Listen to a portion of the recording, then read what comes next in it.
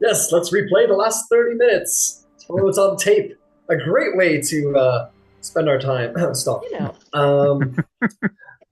Um, okay, so the major cities that you could use the Traverse Junction are for Portomali, Rexentrum, both in Wildmount, Oncorel and Marquette, and Vasselheim and Sierra. These are all places you can access through the Traverse Junction for 50 gold pieces a person. So maybe there's a little day trip to somewhere a little more exotic. I will preface this with remember this is a Tal'Dorei campaign, so let's try not to destabilize politics in Wrexham or something. Mhm. Well, no, but Dang it. we actually Yvain has been waiting to have access to Yep. Vasselheim to follow up on something. So, like, seriously, I have things to do if people have things to do for a day of downtime. If people don't have things to do, then we can do something together. Excellent. I'd like to do something together. I don't really have anything I need to do. I have exactly one errand, and it will not take more than like 10 minutes. In game. Out of game, it'll probably take like two. As a fun note, the Telemagi, as they're known, the individual who are responsible for maintaining Traverse Junction, they are always in search of new teleportation sigils to different lands and will always pay handsomely for the service of powerful and magically skilled adventurers willing to seek out and catalog new sigil sequences to add to their records. So, should you ever come upon an exotic teleportation circle in the wild, make a little cash. Very good to know. All right. So perhaps we say that you guys are also will be very kindly informed by apparently this Skyrim messengers ran up to you guys and told you all of this. We'll say, last but not least, your bastion is almost complete. The League of Miracles, they move quick. They're really good at their job. So your bastion will be ready in no time, perhaps in the next couple of days. Congratulations. So we'll let you know when it's complete, but almost done. Thank you.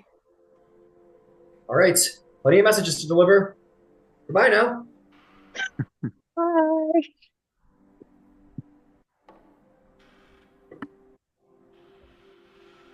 So perhaps you find yourself at the Rousing Spark for an evening drink.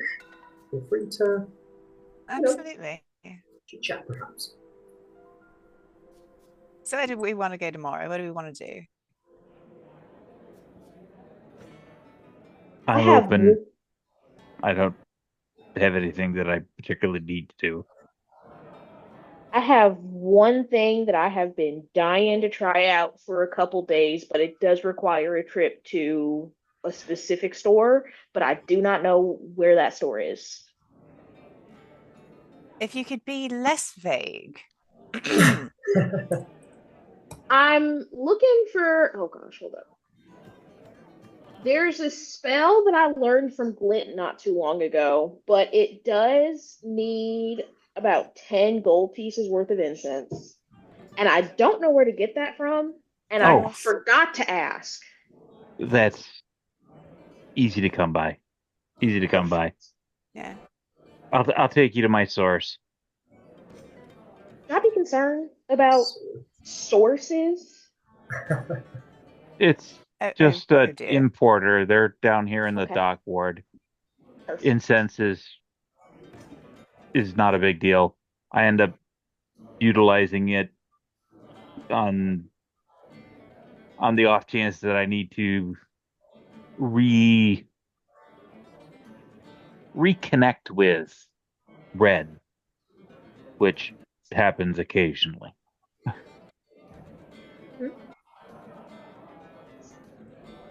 Well, that would be perfect as long as we're not getting into anything too bad right before the ascension. I'd hate to ruin Finch's day. Oh, it's it's no it's no more to do than buying chalk or lamp oil or any Perfect. number of other things. At least here in Emon, it's not. You get into the hinterlands like, Stillben. That may be a different story. Well, perfect. I just didn't know if that was. I figured it wouldn't be hard to come by in a city as big as this, but I didn't exactly know where to look either.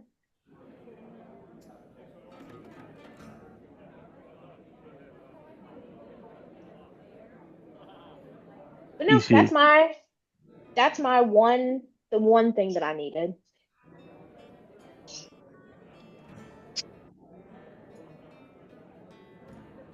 I'm assuming that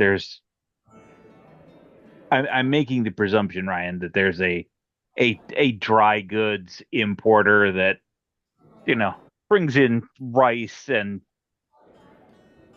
God knows what else. Incense is very easy to find. It's a very basic religious tool for the common man. Indeed, dry goods importer. You can go to any temple and purchase them there. Probably a very easy way for temples to make a little extra coin to support themselves with. Very easy.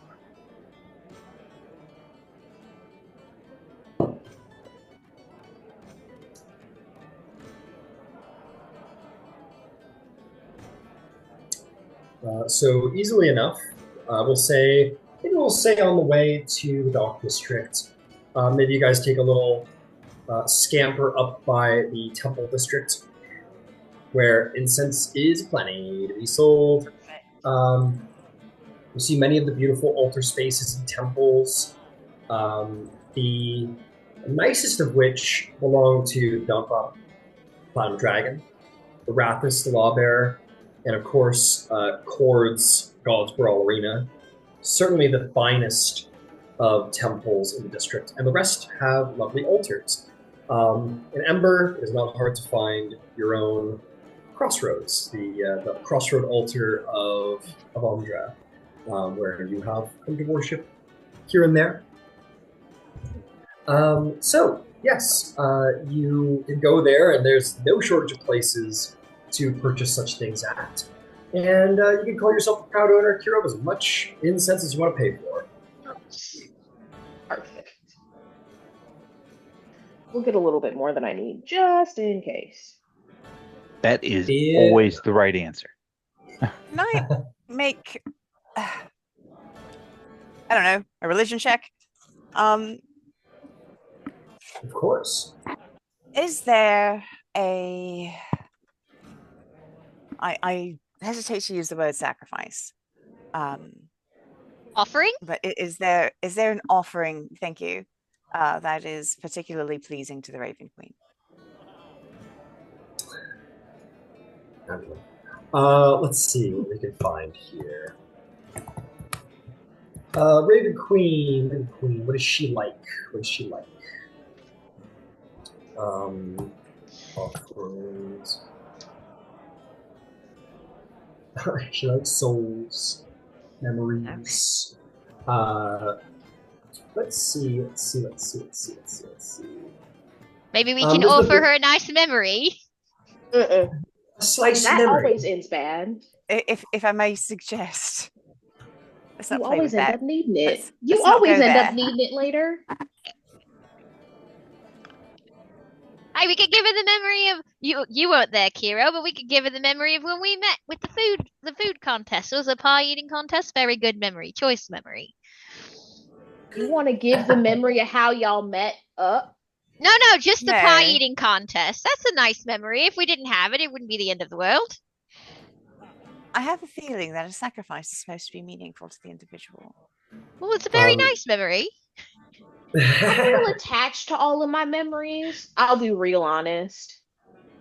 You was considering more mundane means of sacrifice or offering. So, I'll tell you what. Maybe a religion check to see. You can make this as a charisma-based check if you want as well, because this is a level of creativity involved to it.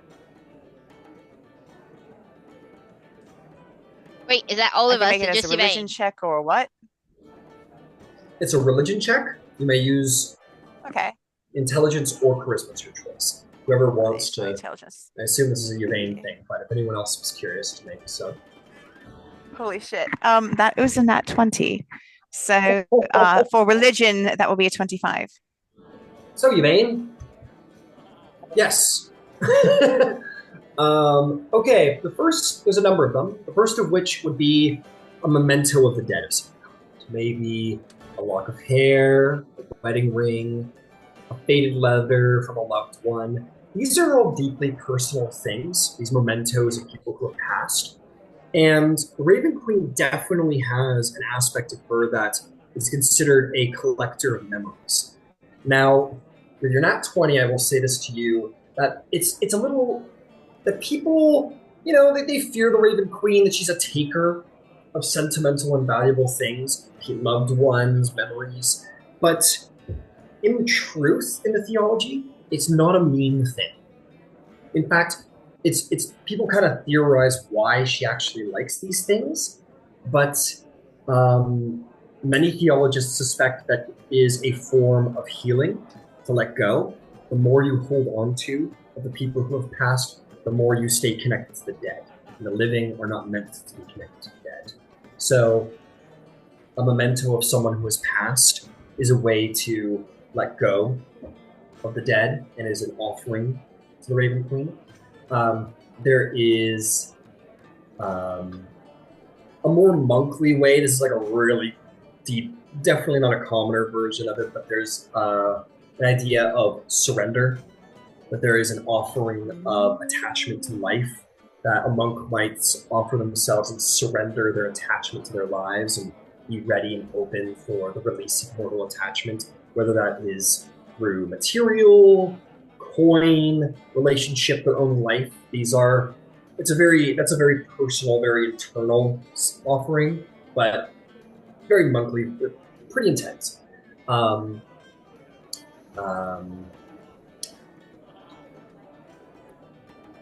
Names of the forgotten, writing the name of a soul who has died, but never properly mourned, is probably a good one. So, like, for example, if you killed someone on the battlefield who was left to rot, and you wrote their name down and offered that to the Raven Queen, someone who was forgotten on the battlefield, maybe a name spoken aloud. So names of the forgotten are very important. People who were not given the dignity of proper burial, if their names are given to the Raven Queen to be remembered by the Raven Queen. There is voluntary sacrifice. Nothing bloody or violent, but personal items, symbols of vanity, of ego, of fear of death. The god of death is a very cold individual, very cold aspect, a very unattached individual. To let go of attachment before the Raven Queen, this would be good, such as a mirror, maybe that you have liked, rejecting vanity, maybe a prized mask or outfit piece that represents you think to represent yourself with, maybe a diary, a secret within that diary. Always at twilight, that's the day turning to night, life turning to death. It's a time of transition. The last couple, I'll try to speed this up, sorry I'm going on a little bit. Memorial rites, so poetic retellings, ritual laments of a soul's life who have gone by, performances of mourning, shrouds, mourning clothes, veils of black and dark purple, raven feathers, just because ravens are cool. To wear such a mourning cloth to an altar is a sign of reverence and readiness for one's own mortality. So that kind of goes into the whole surrendering vanity and mortal attachment.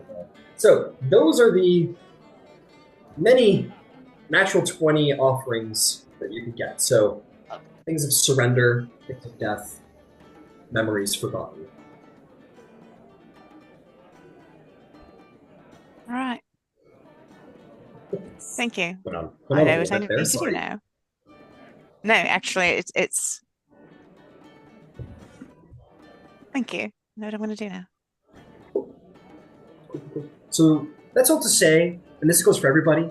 When leaving an offering to a god you want to be special, being creative helps. You know, you be creative about your offering. It's these are at the end of the day suggestions, many suggestions, but yeah. So feel free to be creative. The more creative and personal an offering, the more it means.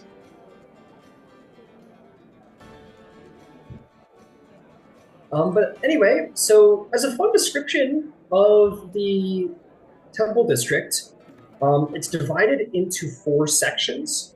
There is plenty of residential here, many temples to the many gods. Each one has basically like a neighborhood's worth of space for dedication to their god. There is no god that is not represented here amongst the prime deities. Everyone has something. But many of them are divided between the first 2 districts. There's one district to the north, or excuse me, to the southeast that is largely dedicated to temples and large spaces. The one to the northeast has a couple temples here and there, but there's a lot of residential. Now, the northwest and southwest, these districts are dedicated to 2 gods. The northern one is dedicated to Bahamut. The southwestern one is dedicated to Arathis, and they span entire sections of the district. They are massive cathedrals in dedication to their gods, and they are impressive. Very impressive.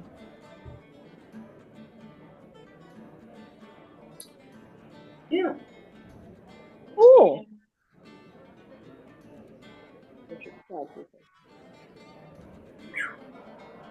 So anyway, that was my very long description of you picking up some incense.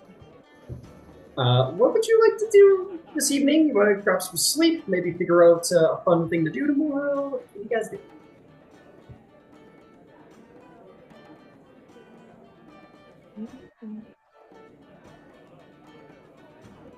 Oh.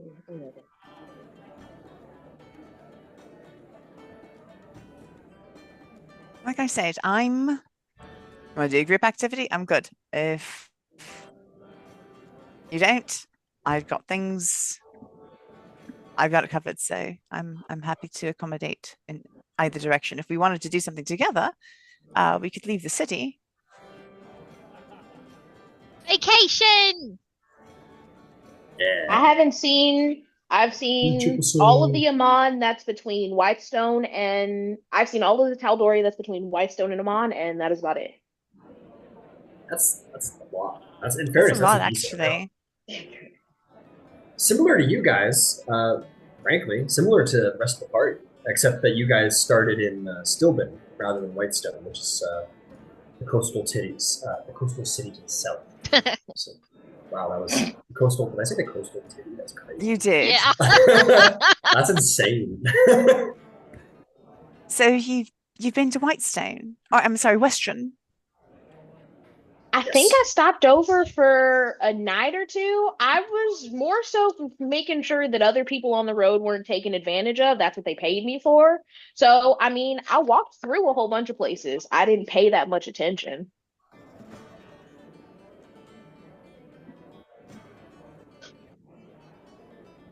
Shall we go sightseeing?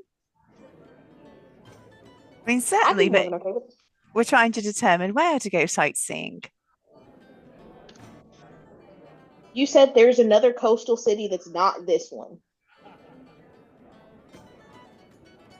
Port Tamale was on there. Gosh. Oncorel is pretty cool. I'll tell you what.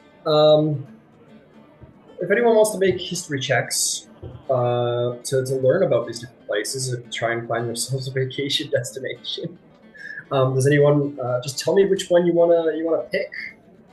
Qiro, you would obviously have advantage for Port Damali. Yeah. I don't know if I want to go back just yet. I mean, I'd be all about going to Vasselheim also. It's true. Fun stuff there. And Bob, what about you? I'm easily entertained.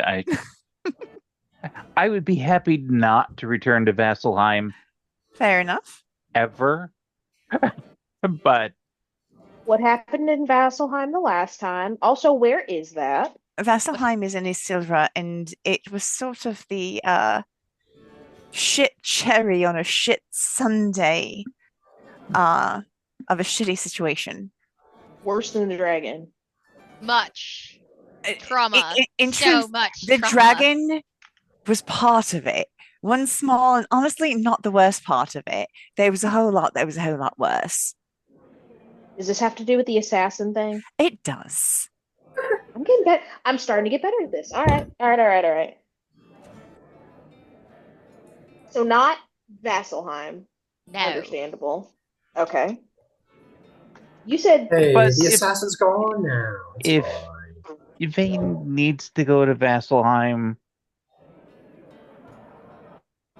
I'm happy. I'm not happy to go. I'm happy to support Yvain. I'm just not going to set foot in certain places in town. It's perfectly fine, and I can also do that another time. Right? Well, Nyx hasn't been to Westruun. We haven't checked in a while. Doesn't sound like Qiro spent a whole lot of time in Westruun. Want to go pop back in Westruun? Sure. I don't That's see why perfectly not. fine. All right. Well, then in the morning, let's go to Westruun. I'm just gonna say, Yvain, your outfit's gonna be pretty cool. Just putting it out there. Found your What? outfit. I'm just Yeah? gonna say this. Your outfit, it's being made somewhere in the city. I think it's gonna be pretty cool. And we're pretty happy with it. Oh, wow. Excellent. That's literally what I'm doing is I'm going to Pinterest. Finding you guys outfits. But I think I found something you're gonna think is pretty fucking sweet. Amazing. Above the table question, where is Beverly in all of this? Did they just like I think Beverly's just like chilling at the Bastion. She's like she's just been following you guys. Oh, go ahead. Actually, I wouldn't be the least bit surprised if she doesn't have very specific duties With Finch. to support Finch That's what I was thinking. I was like, aren't as they? Finch's squire. Yeah. There was some talk about that between Beverly and Finch, and I believe Finch said that like, no, it's like a me thing, and technically, Beverly isn't Finch's squire anymore. She is an esquire, which means that it's like you're not quite a knight yet, but you're also not beholden to a knight. You have a little bit to learn, you know. So she's just I almost imagine her at your bastion, just like in like a nice cozy shirt. She's got like a nice book. She's just a little hot cocoa. She's got someone's familiar on her lap, and is just like having a little night in. Is just kind of chilling at the bastion right now. It seems.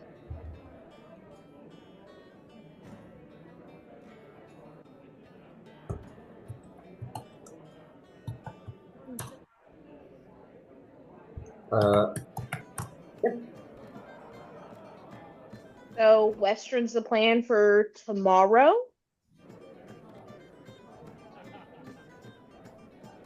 So it would seem. Fun times. Is it going to be warmer than here? No, not appreciably. It's going to be cold. It's winter. Right. Honestly, it's not that bad. It's not like we're in the mountains. It's quite temperate, this low of elevation. I grew up in the middle of the ocean. Everywhere is cold.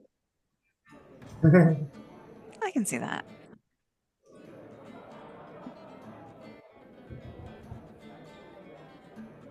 Okay. Guys are gonna get some sleep. Chill out for the night. Is that if we're quite done with the night, you guys all have a nice little sleep. Nothing bad happens to you guys, nothing to worry about. Yeah, you can wake up refreshed, and preparing yourselves in your little bag of I'd probably say 100 gold pieces because you got to get back, unless you guys have the means yourselves to do the teleporting. Um, or Nyx is the one with the teleportation circle power. Did you guys pick up a sigil in Vasselheim for yourselves? Yeah. Okay, cool. So your party can head over there for 50 gold pieces for the party as opposed to individual. But I think we're going to Westruun. Oh, to Westruun. Sorry, I lost track of you there. And I don't have anything for that. Ah, so you can all prepare 50 gold each, and then mix your own personal chalk to get you back to Emon. So that would be, yeah, you can figure that out. You guys head over to the Traverse Junction and prepare to return to Westruun. Incredible. This is in the Dividing Plains. You head over there, see the big, beautiful emerald pyramid-like structure. You tell the Telemagi where you wish to go, and they'll say, of course, we will. Oh, are you bringing Beverly for whatever reason? Yeah, let's If she we're gonna wants go to to come. Westruun. That's sure. that's where we picked her up. That's where you pick me up? Yeah, Oh, yeah, I'll come along. enjoy going back. You pay all the 50 gold to go through, and they open up a teleportation circle for you with chalk, and you find yourselves portaling back to Westruun.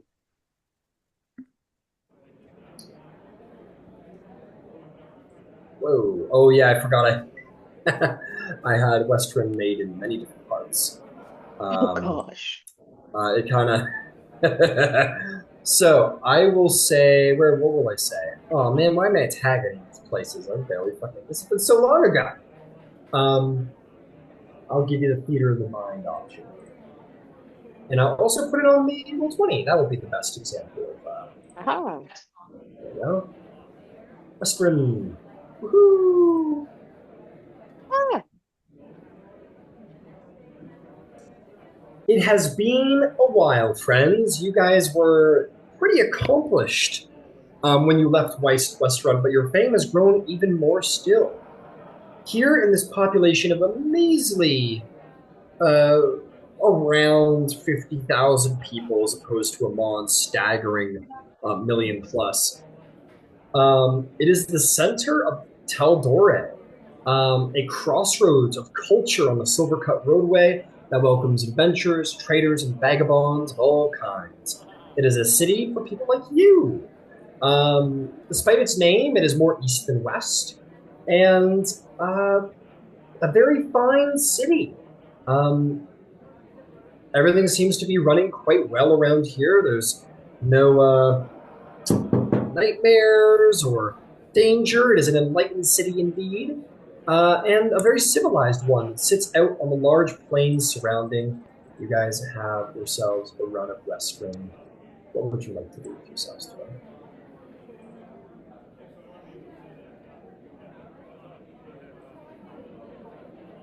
I'll give you the map of Westruun. I was cruel in my young age. I know where Ember wants to go. Where does Ember want to go? Ember wants to go to the library where he got kicked out. Because he's going to show up with his happy little silver badge and an awfully big reputation. Actually, and to see if he can get kicked out a second time. Oh my god. Oh dear. Yvain would like to suggest, if anyone is interested, something that's kind of fun, is the Human Observatory. There isn't another, I mean, there's one in Livengorn. I think there may be one in Singorn, but it's unusual to have an observatory of this quality. And if you wanted to see the stars, and anyone can go in and look. That sounds lovely. That does sound lovely. Come on. So we will go to. She will lead them to the Human Observatory. Also, she is in her her nice clothes. They are fine in quality, but they are traveling about town clothes. And she does have her silver shield of Westruun, like just the pin is just discreet, like it's not drawing attention to itself, but it's there. Understood. She put herself together. Put yourself together. Absolutely. All right, go meandering. You are all going to find your way easily as can be to the Humanor Observatory. In this fairly flat city, there is one tower on the edge of the Scholar's Ward that looms high above the near West Hall Academy, which is where you got kicked out of them. It looks forever skyward. And you can see it here in the Roll20. You see this off to the right side of the page. This massive tower of marble with this bronze planetarium telescope embedded on the top. It is a place of divine inspection, a massive undertaking of technology and arcana for the sake of scouring the heavens. It's a really interesting place. And as you walk inside, you're going to see this quasi-religious order of diviners and astronomers wandering around here, studying, making their way, observing. And you would also be let know as you enter the building by whichever greeter is present that you are all welcome to speak to one of the diviners, and they will gladly read the stars to your fate once a day for a measly 10 gold. Oh, that sounds amazing.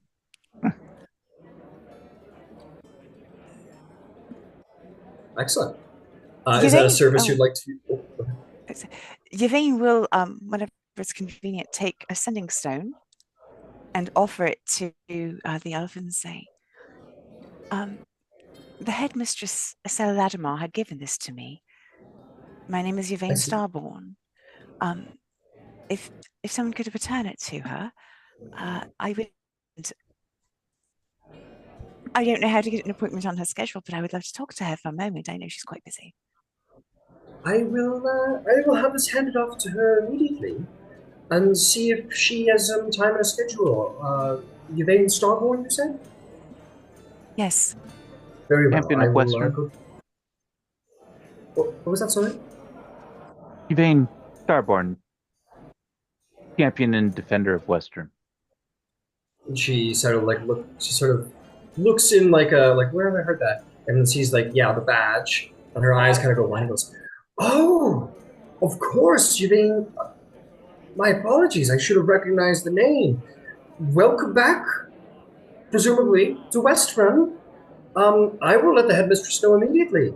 Thank you very much for all your good deeds." And we'll sort of do a little half kind of uncertain bow, and we'll shuffle off to have the sending stone delivered. Yvain just looks at Ember and puts her eyebrow up. Occasionally, you need to cut through red tape. That's why I'm always glad to have you with me. But yeah, the getting of the divine, it's great. It's wonderful. It's really I didn't get it done the last time we were here. I came in, found out that I had a cursed scroll, and then we left as quickly as possible. It was a busy couple of days. She just looked at Qiro and she's like, cursed is actually complicated. It wasn't, I suppose when it's possessed, it's possessed better than cursed.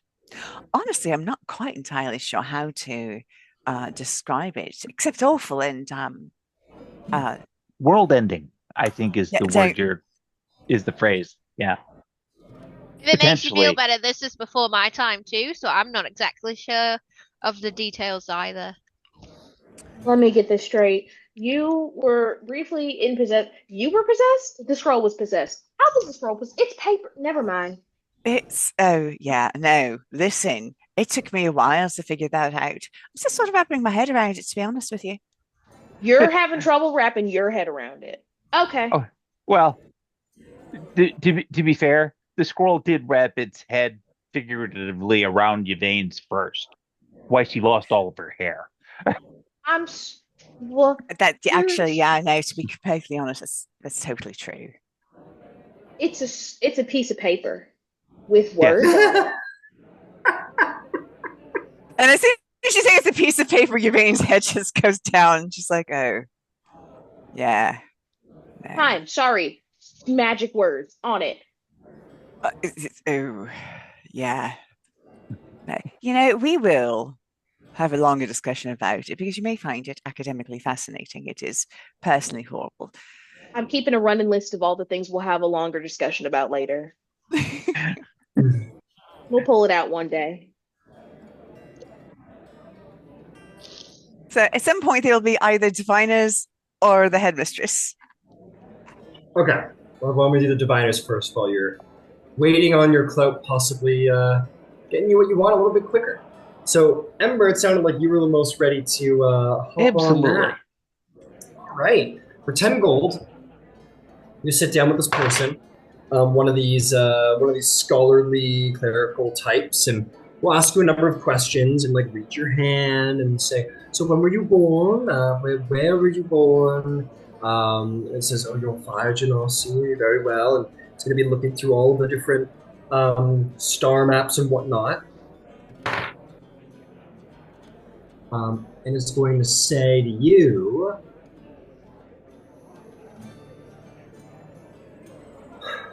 it's going to say, there is going to be an event that's going to occur sometime today, and you should be cautious. Keep an eye out, and if you're careful enough, you might just be able to tip the scales in your favor, maybe just. And for that, and he'll go into it and try and describe this scene, this idea of like something that's going to happen to you, and telling you like, be aware of this, watch out for it. You may be able to tip the scales in your favor, or perhaps even against something. And essentially, this is going to give you a portent, a diviner's portent, and the number you have is 12. Okay, awesome. This is active for the next 24 hours, or it can be used and will fade within the next 24 hours. You can exchange it for any roll of the d20 you wish, as a reminder. Cool. The diviner will say, is there anybody else who would wish to... Yes, please come sit. And we'll speak to you and say, what is your name? I'm Nyx. Pleasure to meet you, Nyx. I must ask you a couple of questions. We're going to look at your hand and say, where were you born? In the Feywild. Oh, well, okay. And takes like their piles of paper, just kind of like puts it on the other table, takes out a whole other pile of star charts. And goes, all right, so, Feywild, difficult. And probably spends a little extra time talking to you, Nyx, about your thing, because trying to interpret your world's a little bit more different. But in the end, is going to look at you and say, you have an opportunity coming your way for a great success, whether it be of mind or of action. Be cautious, be wary, be ready for the opportunity, for when you take it, you will be successful. And you will also get a Diviner's Portent that will fade in 24 hours, and the number is 17. So should you roll the dice, and you want to exchange it with a 17, you can. Oh. Thank you so much. That Very costs 10 gold enlightening. pieces. There you are. Oh, thank you. Is there anybody else? Oh, my knee hurts a lot now. Oh, is no. there any... Oh, Yes, no. I banged my knee. That's okay. I knew that was going to happen because I'm a diviner. Sometimes fate can't be avoided. Is there anybody else who would like their fate decided, fate acknowledged and understood for the next day to come? I'll try it out. Yes, please sit. Genosi, understood. Pleasure to meet you. What's your name? Qiro. Qiro, excellent. And takes your hand, looks over the lines in your hand, says, "Where were you born?" Around Fort Damali. Around Fort Damali. Oh, I see. Excellent. We'll take some more understanding of you, maybe ask you about some things, and we'll say, okay, I have it. You too will have an opportunity today to seize an opportunity. If you strike quick, fast, or prepare yourself for the moment, there's a good chance you'll succeed when you think you may fail. And with that, you will receive a portent as well. Your number is 15. If you roll a d20 on a check in the next 24 hours and you want to replace it with a 15, you may. And last but not least, Vane, you too would wish for 10 gold pieces to have your fate read. I mean, she's there with thank you. Yes. Very well, very well. And we'll take your hand and say, I see the stars in your hands already. Pleasure to meet you. What is your name? Yvain. Vane, you've been to this city before. Oh, looking at your badge. And says, so, tell me, where are you from? Terra. Terra, my goodness. And those are in the mountains to the north, I believe? Yes. I see the mountains to the north. You are a mountain woman. Very interesting. Connected to the stars. Lived elevated above the rest of us in the mountains. Connected closer to the sky than others, despite the connection with the earth. Let's see here. Yes, I have it. I have your fate. If you so choose to seize the opportunity, you may yet find yourself at odds and may be able to tip the scales just in your favor if you use the opportunity well. It will be one where you think you'll fail, may just be able to succeed. Be on ever the lookout. And your portent number will be 13 for the next 24 hours. Thank you. You're welcome. It is at this time that you are approached. Your group is anyway. By an elf. An elf. An elf. Oh no, I apologize. She's not an elf. You see this human woman approach you. She is in a beautiful blue, very fine dress.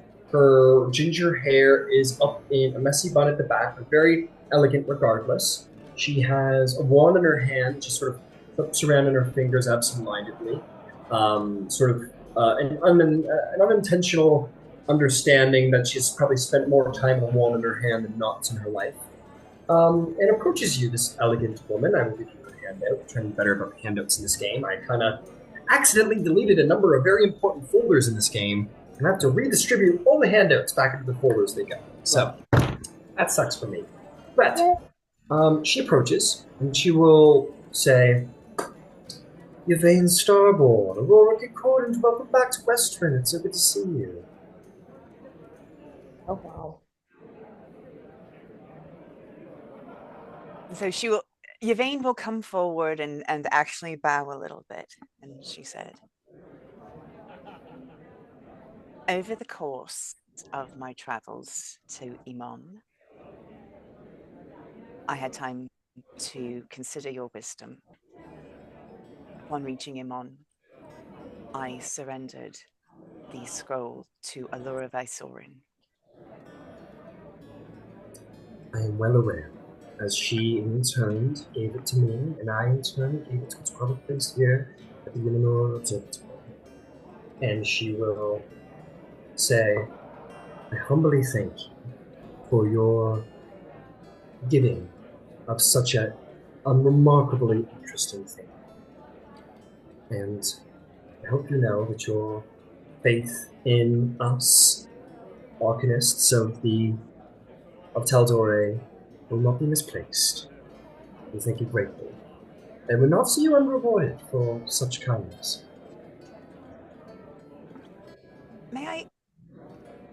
I'd like to ask a question, and it may be none of my business, but is it an objective to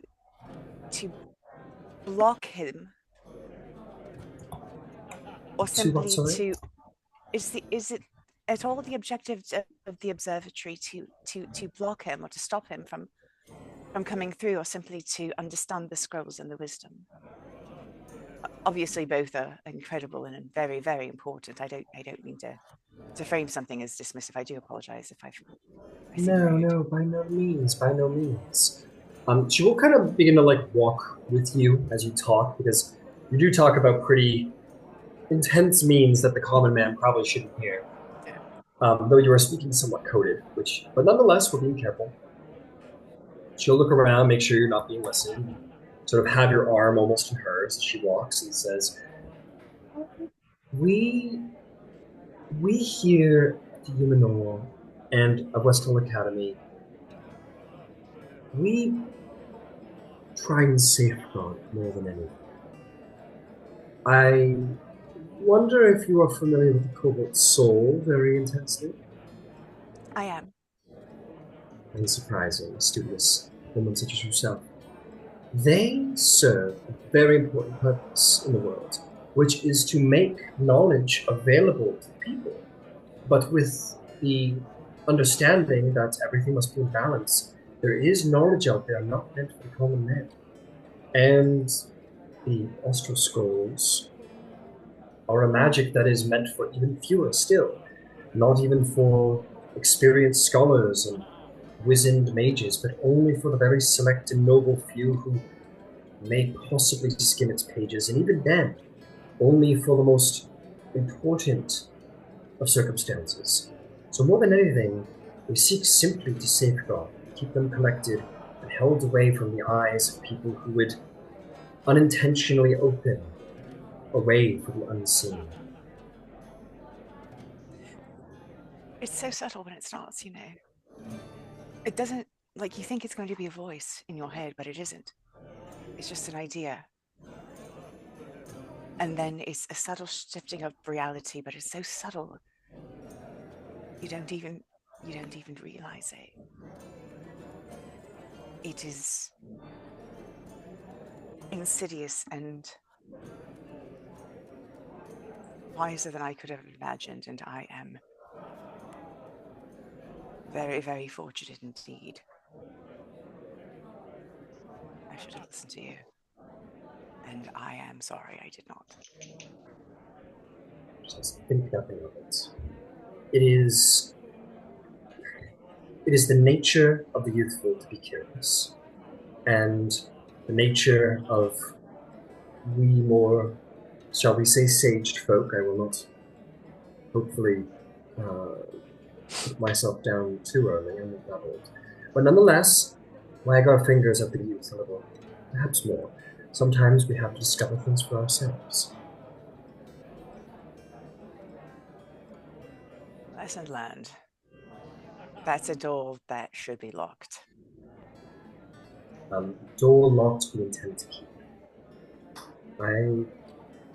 It sounds like you've learned much, especially about perhaps dangerous knowledge. Just like the eyes get big and her head goes down. Now, Yeah. with that said, I know you are a great adventurer and a champion of goodness and all these things. Which would you ever wish? I'm sure you would receive better offers out of them, but Westhill Academy would be honored to accept a student such as you if you wished. I assure you, headmistress, I've received no final offer.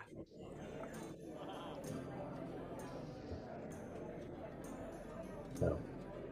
Perhaps that could be changed if only they knew that you were ready for such a new adventure as scholarship. But I expect your path takes you further from the inner walls of a school.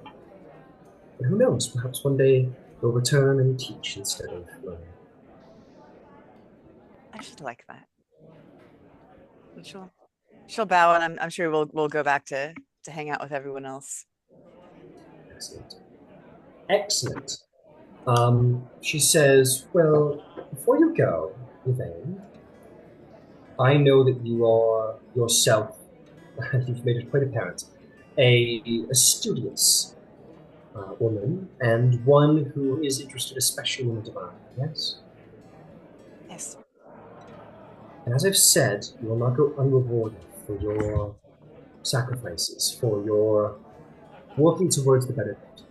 So, I need to pull something out of my personal life there, but I I think I've found something that will suit you.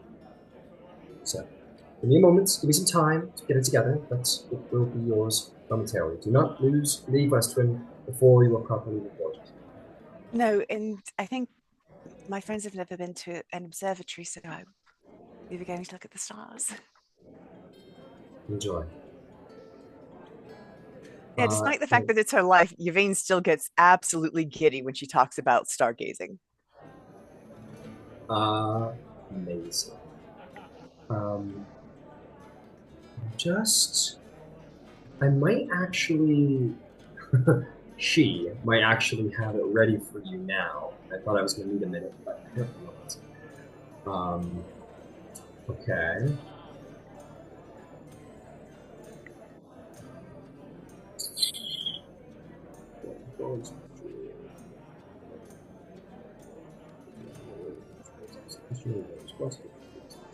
Oh, that's stupid. No, but that one's cool.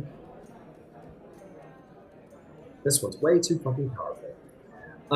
Okay, she says, so, my studious friend, I have brought this for you. And she is going to produce a book, and she's going to hand it to you.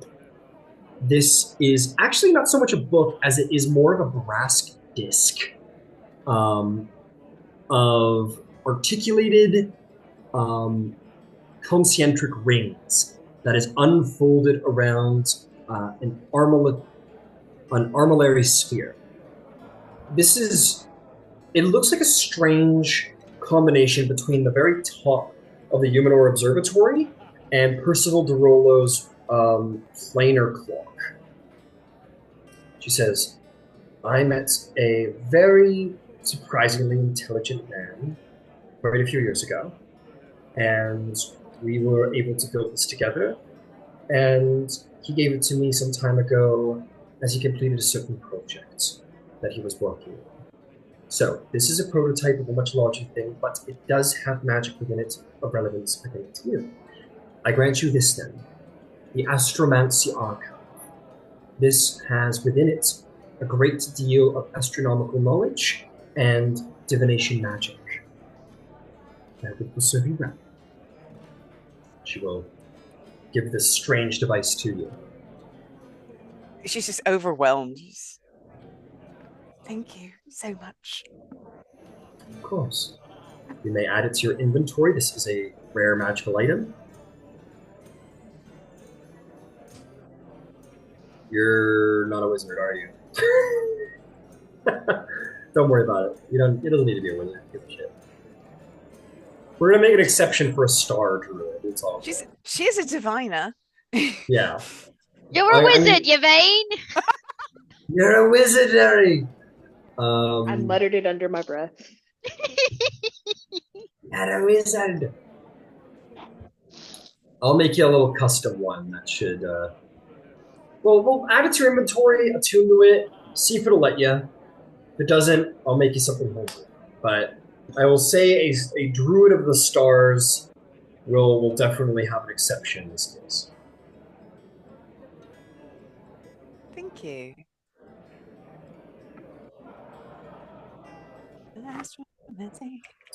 Astromancy. I Archive. see it.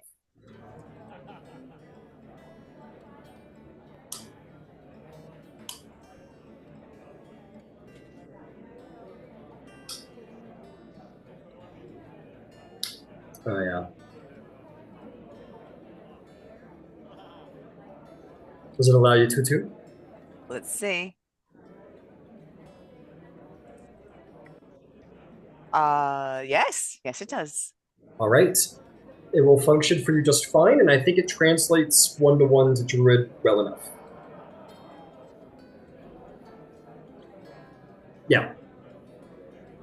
Okay. Oh, wonderful. Thank you so much. Excellent. This can be hung from your belt, as it is like one of those devices that can be like laid flat.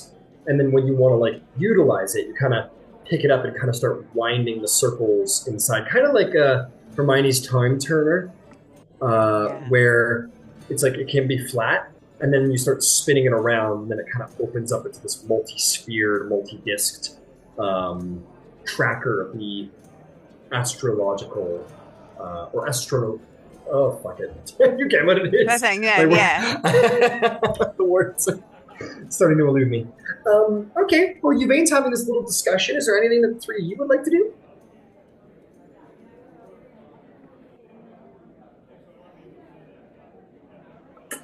See what's what in Westruun. Something for you guys.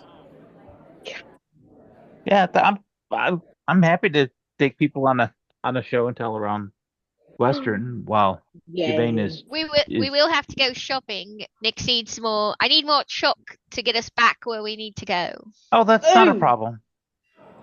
I know just the place. Ember, do you know just the place and every place? He's got an encyclopedic knowledge. No, I just buy stuff and have had need. And at one point, we set up an observation on a stall being run by some bad tieflings, and it was right in the heart of the market district. So, yeah, it shouldn't be a problem. To the market. To the market. Huzzah! To the markets. All right. Go to the markets. Let's see here. Easily done. You find your way to the market. Let's see here. I'm gonna go find some markets. Market, anyone?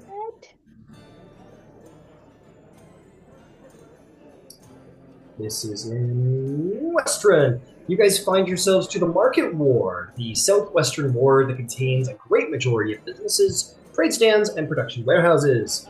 And from these businesses,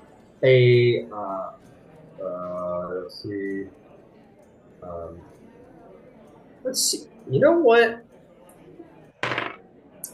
Really coolly, we'll say Yvain's catching up right now.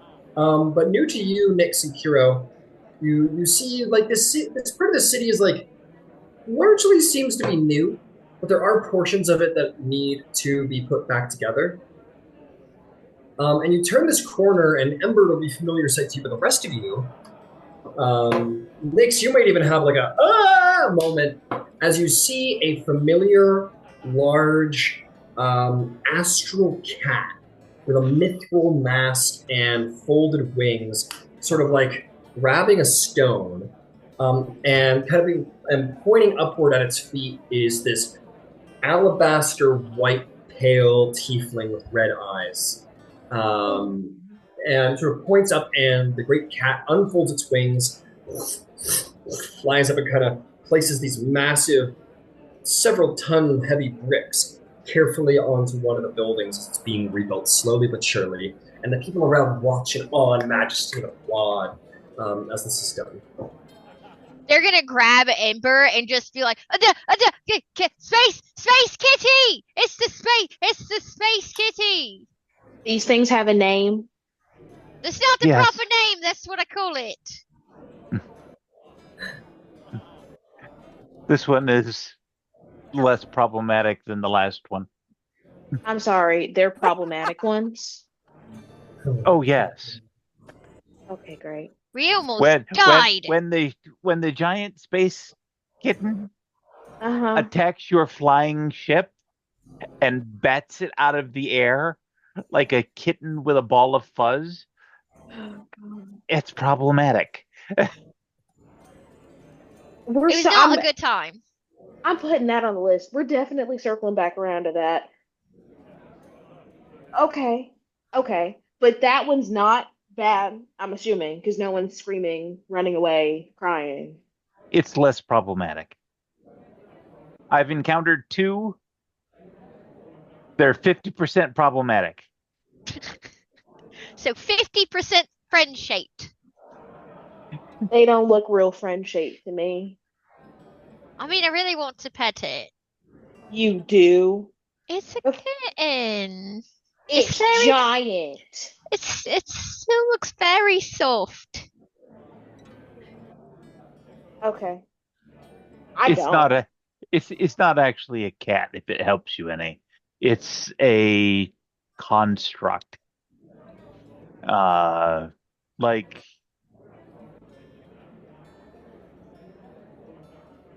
it's a magical mechanical thing.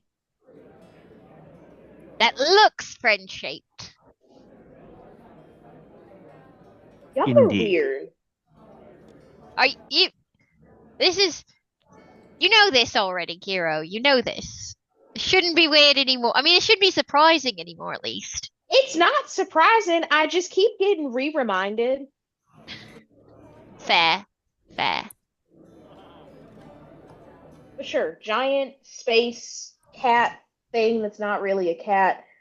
That's 50% problematic. Sure, we'll add it to the list. So what do you think it's doing here, Ember? I don't actually have a lot of experience with these other than almost dying.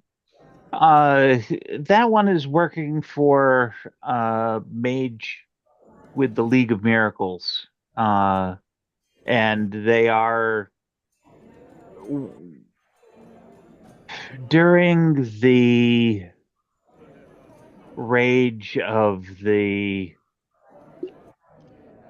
chroma, all of the dragon nonsense.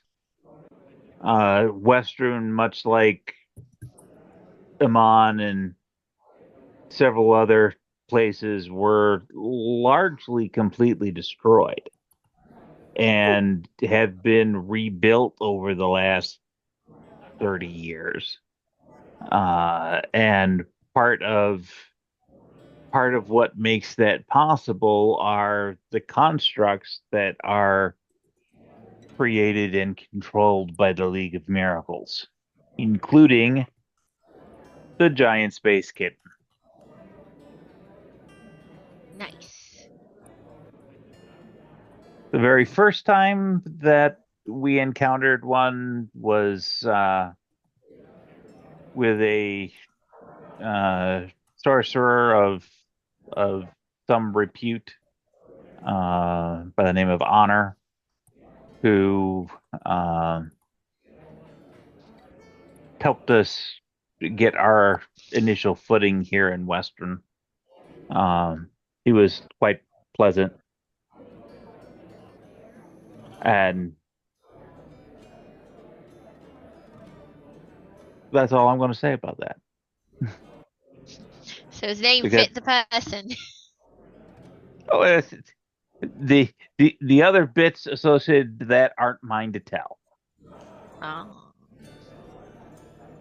So you Fair catch up enough. at this point, Yvain.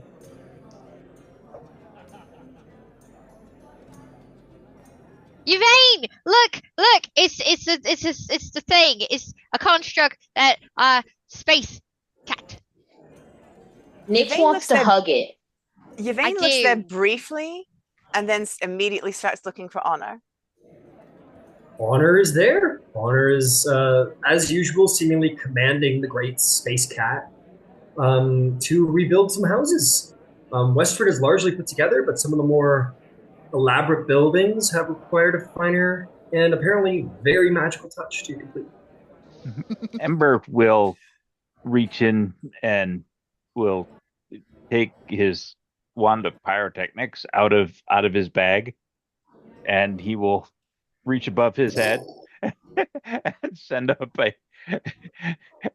blast of fireworks, and we'll put it away. And there's definitely like a momentary like some people are like holy shit, other people are like yay, and some people are like woo. This is like a magical moment. definitely catches people's attention when 20-foot radius flaming explosion goes off above their houses. So they notice, and they all kind of, most of the people kind of woo wow about it. The League of Miracles is incredible, yeah. Honor turns and looks, and there's like a look of like a look of a bit of like deer in the headlights as she sees Yvain, and kind of like, even from this distance, like she's way out there. She's not standing next to you. She's like half a block away. Even from that distance, you can kind of see the subtle of the body of like she's gulping, and then kind of waves back.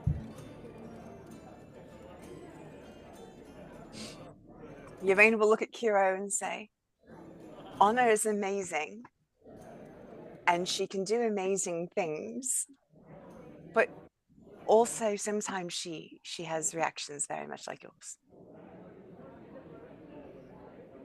What do you mean, like mine? You know, normal. Do you acknowledge that you're not normal? Okay, great. She approaches. I look at Happy and I'm like, I mean, Happy's fine. I've got Happy out of all the things that have happened. Happy's not even that bad anymore. He's kind of great.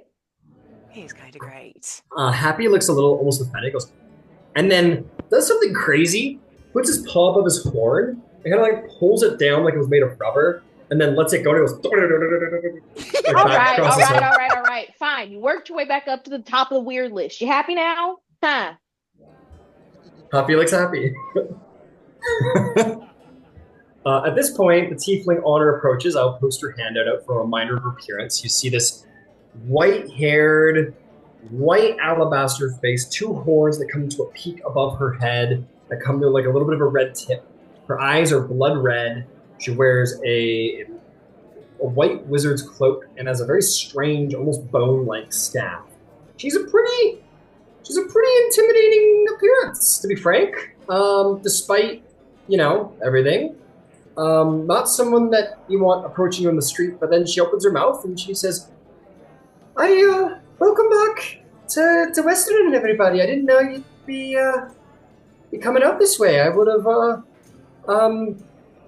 been more prepared. I mean, set up a welcome wagon or something.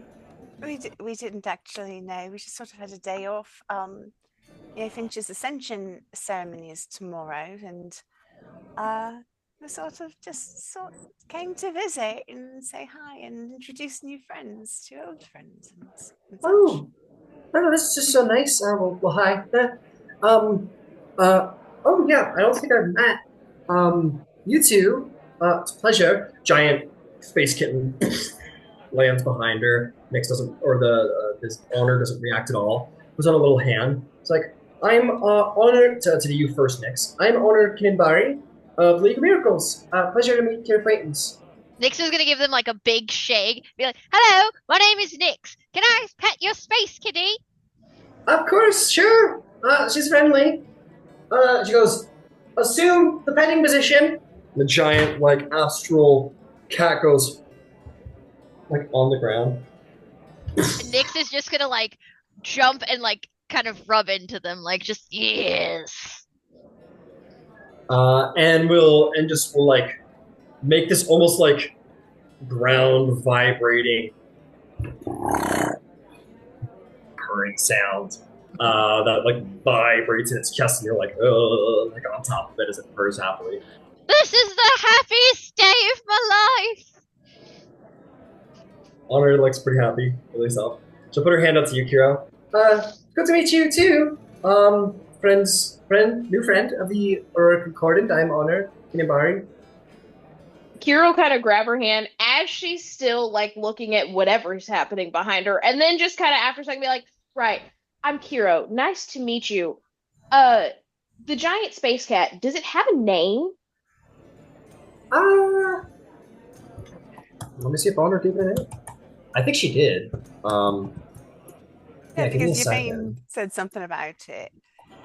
Yeah, I While gotta Anna's go. doing introductions, Yvain pulls out a seed from her pouch and starts essentially weaving a giant ball of catnip, druid crafting it.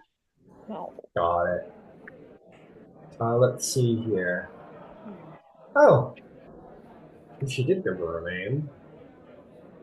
Doesn't seem to have worked out.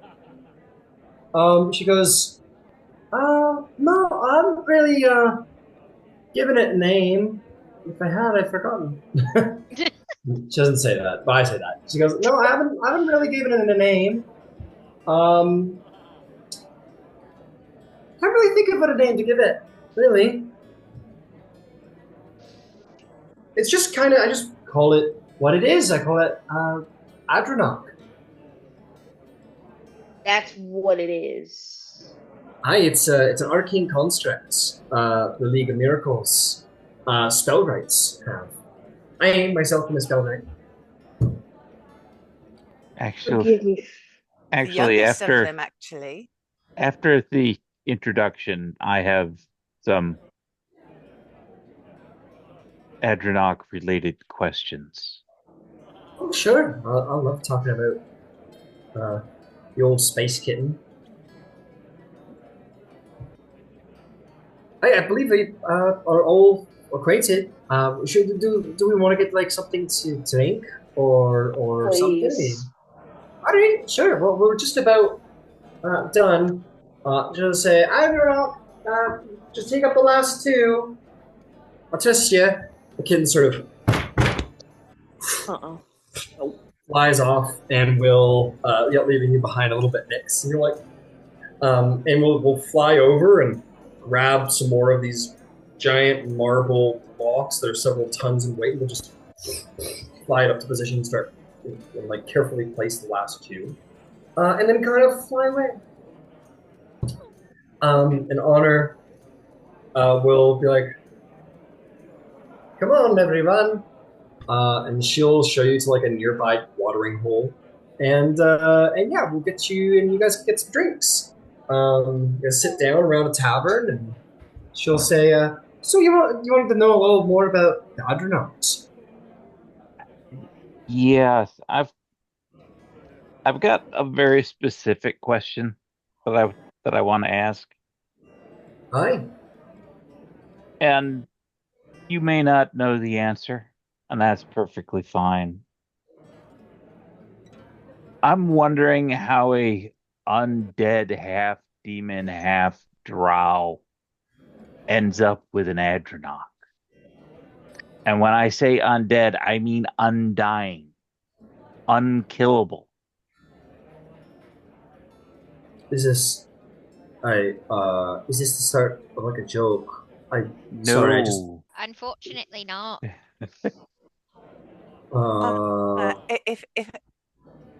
If I may, some of what I tell you is going to delve into grounds that are more theological. But okay. the Spider Queen. If you don't mind, sorry, I just got to get my. You took me by surprise there. I'm just gonna get one thing going at a time here. You said, okay, there was an Adranok with a what exactly? The Assassin Spider. They do this often. She kind of like looks at you when you have a moment where you're like, you think you've met someone who truly understands you. As she gives you a look of like, yeah, like yeah, they do, don't they? And she goes, okay, great. So Adranok with an undying what exactly? She was the assassin of the Spider Queen. By undying, she was around during the calamity, and does not seem to be able to be killed. Well, at least not permanently. No, yeah, you can put it down temporarily, but it only lasts a day or so. It's Joriel, if I remember correctly, the inevitable end. Yes. So while all of them are explaining, hey guys, this, actually, you know what? We should back it up. All right, so we came into our possession. Right. Well, all right. If you don't mind, I just got to take it at my pace. This is This is a lot. So, undying assassin of the Spider Queen from the Calamity Was riding an has Adranok. riding an Adranok. Okay. Okay, I think I'm with you. I'm Please. gonna go up to the bar and order 2 shots of whiskey and then just set one down in front of them. And then after a minute, just set both of them down. You'll need both of them. It's fine. Yeah, she kind of just does it anyway. She just. I mean, let's keep going. Thank you very much, Kira. I like you a lot. Anyway. You'll need that. It was worth being on this end of it, I can promise you. Anyway, yeah. So there was a vestige of the Spider Queen. We were transporting it. Vestige. All right. We were transporting it to where it could be safe, safely stored or destroyed as such, which we did. During this time, this individual came in riding on an Andronach. Literally poured our airship out of the ground, out of the air. The airship hit Finch. I didn't think an airship could hit a person. It was crazy. So yeah, and the only reason that we're asking is like, there's no way she was she's an assassin. She has some magical abilities, but there's no way she hit Finch with an airship, is what you said. Yes. Well, we're not really in the business of hitting people with airships. But I don't know. I understand that. So, or assassinations, for that matter. That's why they were confused. I didn't know anything of this. What I'm wondering is, is there maybe a missing Andronach? Has one been stolen, or and this is terribly morbid, but she's called the inevitable end for a reason. Is there perhaps one of your spell rights missing? Well, my initial thought, and I don't know if this helps any,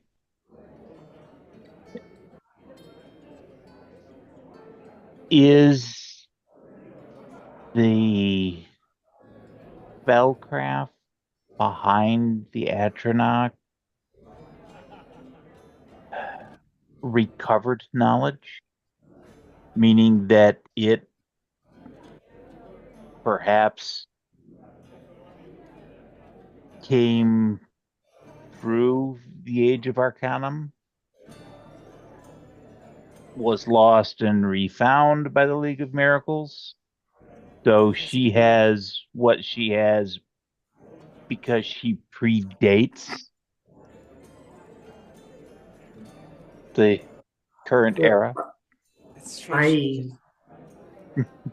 There's only so much I can speak about the League of Miracle secrets. I mean, there's only a handful of Adrocs actually active or built, frankly. Only the spell rights actually have the knowledge to create them, and they can only have one at a time.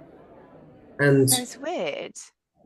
Well, I mean, the Wonder Maker is the one who brought us the knowledge, and you could have recovered it from the Calamity, I suppose, and someone else could have made it for themselves, but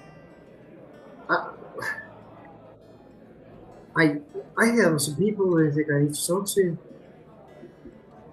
So, and I say this just to be gentle. Listen, if the answer is you don't know and you don't know, I'm not even saying that you should go looking into it. It's just well, I'm going to. I mean, we almost died, and we didn't die, but it was awful, and that seems out of place because you builders. That's what you do. Well, I'm going to. I mean, I'm not. You're coming to me and telling me that some fucking ancient calamity bitch with knives was riding around on an Adranok and throwing ships at you? I mean, what do you expect me to fucking do? I mean, it was pretty awful. Ember she will had actually 2 of those knives in me at once. Will go so far as to create a minor illusion of the Categeist. So, there's the hollow tank image version. He's delightful. Actually, wait. 6 Could you do a arms. series? Wow. Could you do a series of still images of Joriel and the Andronaut? That way, I don't know if there are any identifying features, but I don't know. Can you? As best as I can remember.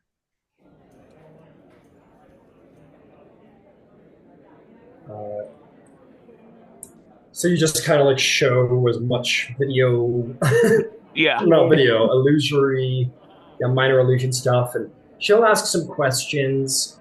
The thing that I think will catch her attention the most is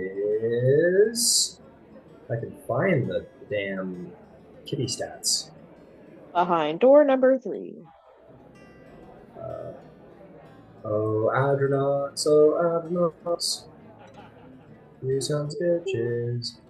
Let's see here. Maybe it's over here. Let's find out. Nope, that doesn't seem to vibe. But basically, we'll say so. It went. It kept up with the ship, and it appeared from invisibility. Yes. Oh, We're normally impossible to surprise. Like, seriously, Zarvolg is uncanny. You can't sneak up on him, but they did, and it was.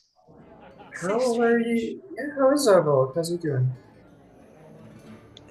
He's gotten sort of vague. I don't know. He's been spending a bit of time by himself. Oh, okay. He's supposed to be court champion for the day of challenging, if that means anything to you. Yeah, he won. He won this great victory. He's been looking forward to winning, and then he sort of went out into the woods. What's the day of challenging? That's like the Stormlord day. Yeah. I don't know. Okay. You two are doing good. Anyway, what was I saying? That wasn't just any Athronaut. That was a Master Athronaut. Like that's one of the better built ones. They're like obviously, and you guys would know comparatively. Like it was bigger than what Honors is. The one that you thought is sizably larger than hers. Says those ones are bigger and stronger, and they're also so each one's said to be unique and be enhanced with special retrofittings. Different ones can do different things. Different ones are more powers than others, and some are built to be stronger, some are built to be faster, some are built to be stealthier. But they're all unique, the master ones, and they're most dangerous.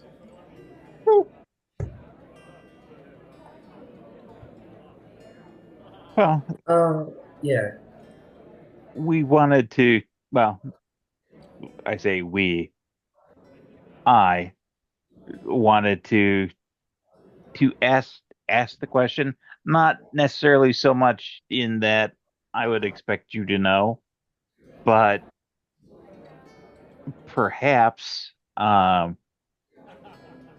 something that the League would be interested in being aware of. I mean, absolutely. I mean, like, I've never heard of anyone having access to Adronaut technology, arcane. Nobody else has access to Adronauts other than the League of Miracles. So someone somehow found a way to either make their own, hijack one of ours, or there's someone who's doing something that probably fucking shouldn't be in the League of Miracles. So I've got some looking into do. And here's the other thing: everyone who works with an Adronaut is magey. Like I think you're all, arcane types. Again, yes, she has some abilities, but they seem more native than trained. Adronauts are not easy to make. Like they're not easily created. like every Adronach is unique and has its own abilities. They require a great deal of ability. Only the spell rights actually gain the knowledge to bake them, and that takes a great deal of time and power to make, and resources to make it, mithril, and so on and so on. And it's And can anyone just could someone just go walk up to your kitty and be like, all right, come on, and it goes with them, right? Like it's probably not that simple. no, they're obedient to their creators, which is doesn't make any sense. Joriel is a force of nature. I have nothing but respect for her, but I do not believe building an Adronach would be in her purview, though I do worry that I underestimate her in this, if we are quite honest. She's not one to be underestimated. And it goes without saying, if you're going to research and potentially ask questions, you should take due care. Because I don't know what Duriel's resources are like.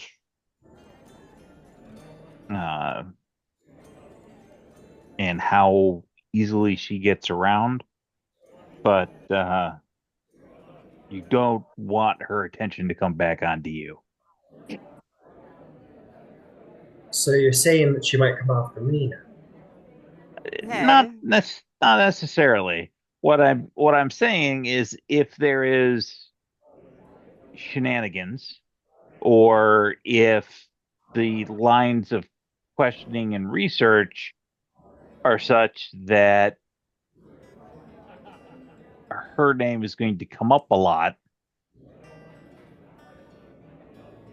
Let's put it this way. If she catches wind of it and it piques her interest, that would be unfortunate.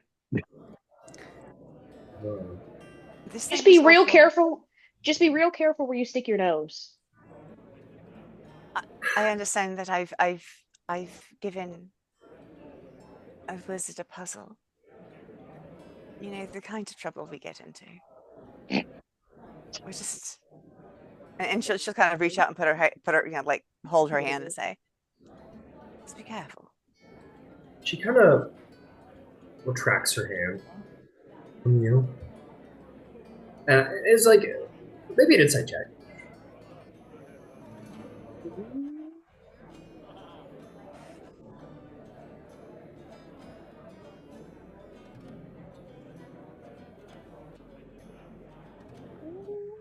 Uh, 28.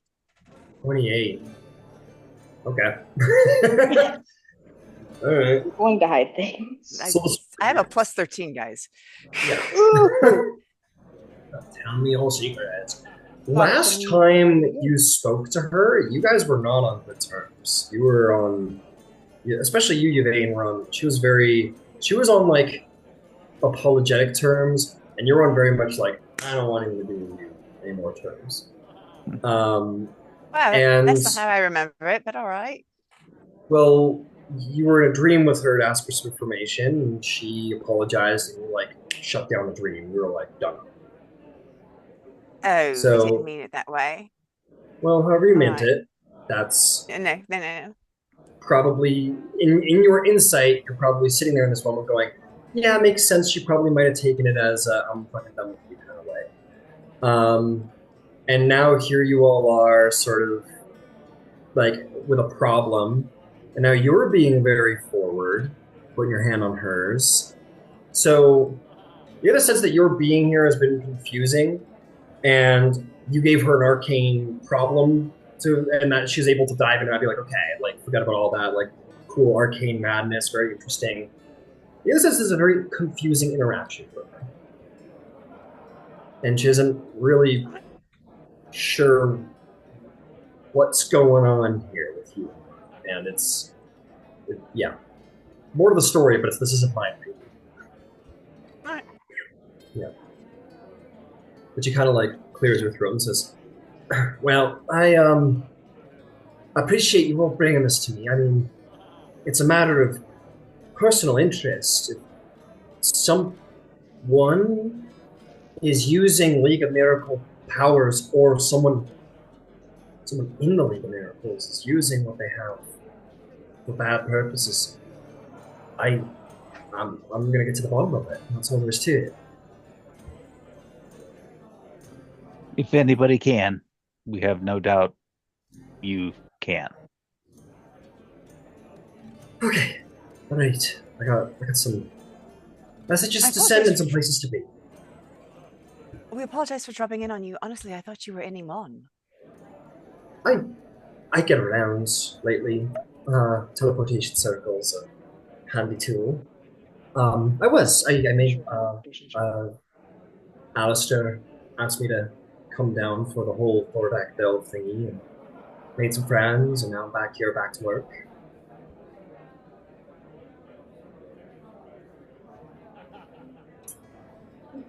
When you have a moment, because I know you're very busy, I would like to get with you. She blushes. You like to what? Speak, tea, coffee, something. Oh, speak. Okay, oh, you said, never mind. Okay. No, that's what she said. That is what she said. And Yvain is now like looking like at the Yvain of old. That's like I don't. Which people say. What? Just, I'm gonna. Yeah, sure. Okay. Yeah, let's go. Let's get to the show. We can have a tea or something. Yeah. Ulf, the Sunrise Inn where we used to stay. They make really great pastries there. Okay, I'll meet you there. I'm gonna go. Hey, go on. Yeah, I'll see you later. It's nice to meet you, Nick. So nice to meet you. Good to see you again. Okay, bye. Just Why am I always so awkward around her? I don't even understand it. Leans over. So that was a thing. I speak to queens, to counselors, and gods, actually, on occasion. But she just absolutely rattles my wits.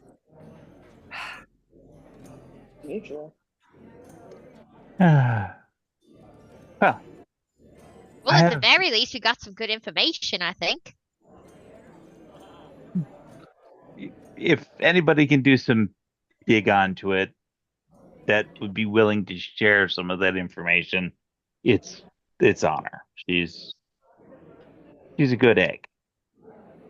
She is. Speaking of which, I need to go pick up some groceries. Alrighty then. And literally, he's going to go pick up, meat, eggs, vegetables. And then there's an old lady that I'm going to go visit. Oh. Yes. Well, why don't we go to a break?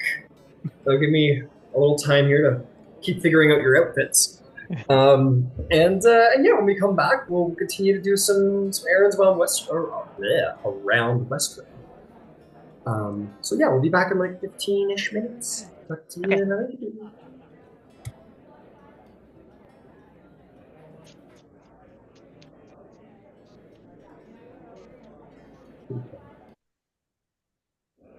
All right. Okay, so, fantastic. Ember, without issue, you're able to go out and get your stuff. Very easy, able to get your stuff, no problem there. Why don't we say, let's make our lives easy. Let's say 5 silver. Okay. Cool.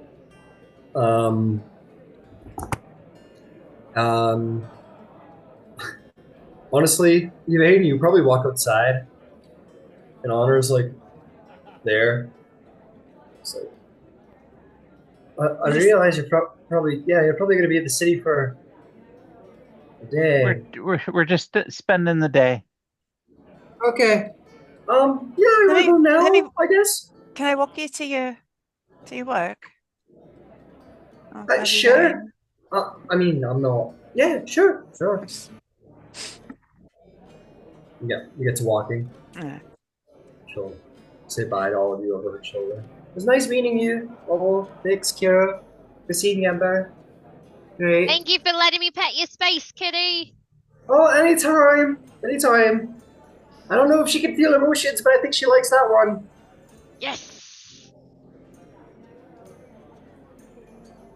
So, I'm sorry. um, I'm so sorry. You know, I'm graceless and awkward, and there was so much going on, and a lot of hurt and confusion going, having to do with things that you knew nothing, absolutely nothing about. And I really did not uh I did not handle myself terribly well, but at no time ever did I ever mean to imply uh that there was ill will or ill feeling or anything unpleasant. And I feel like I did, and I'm sorry.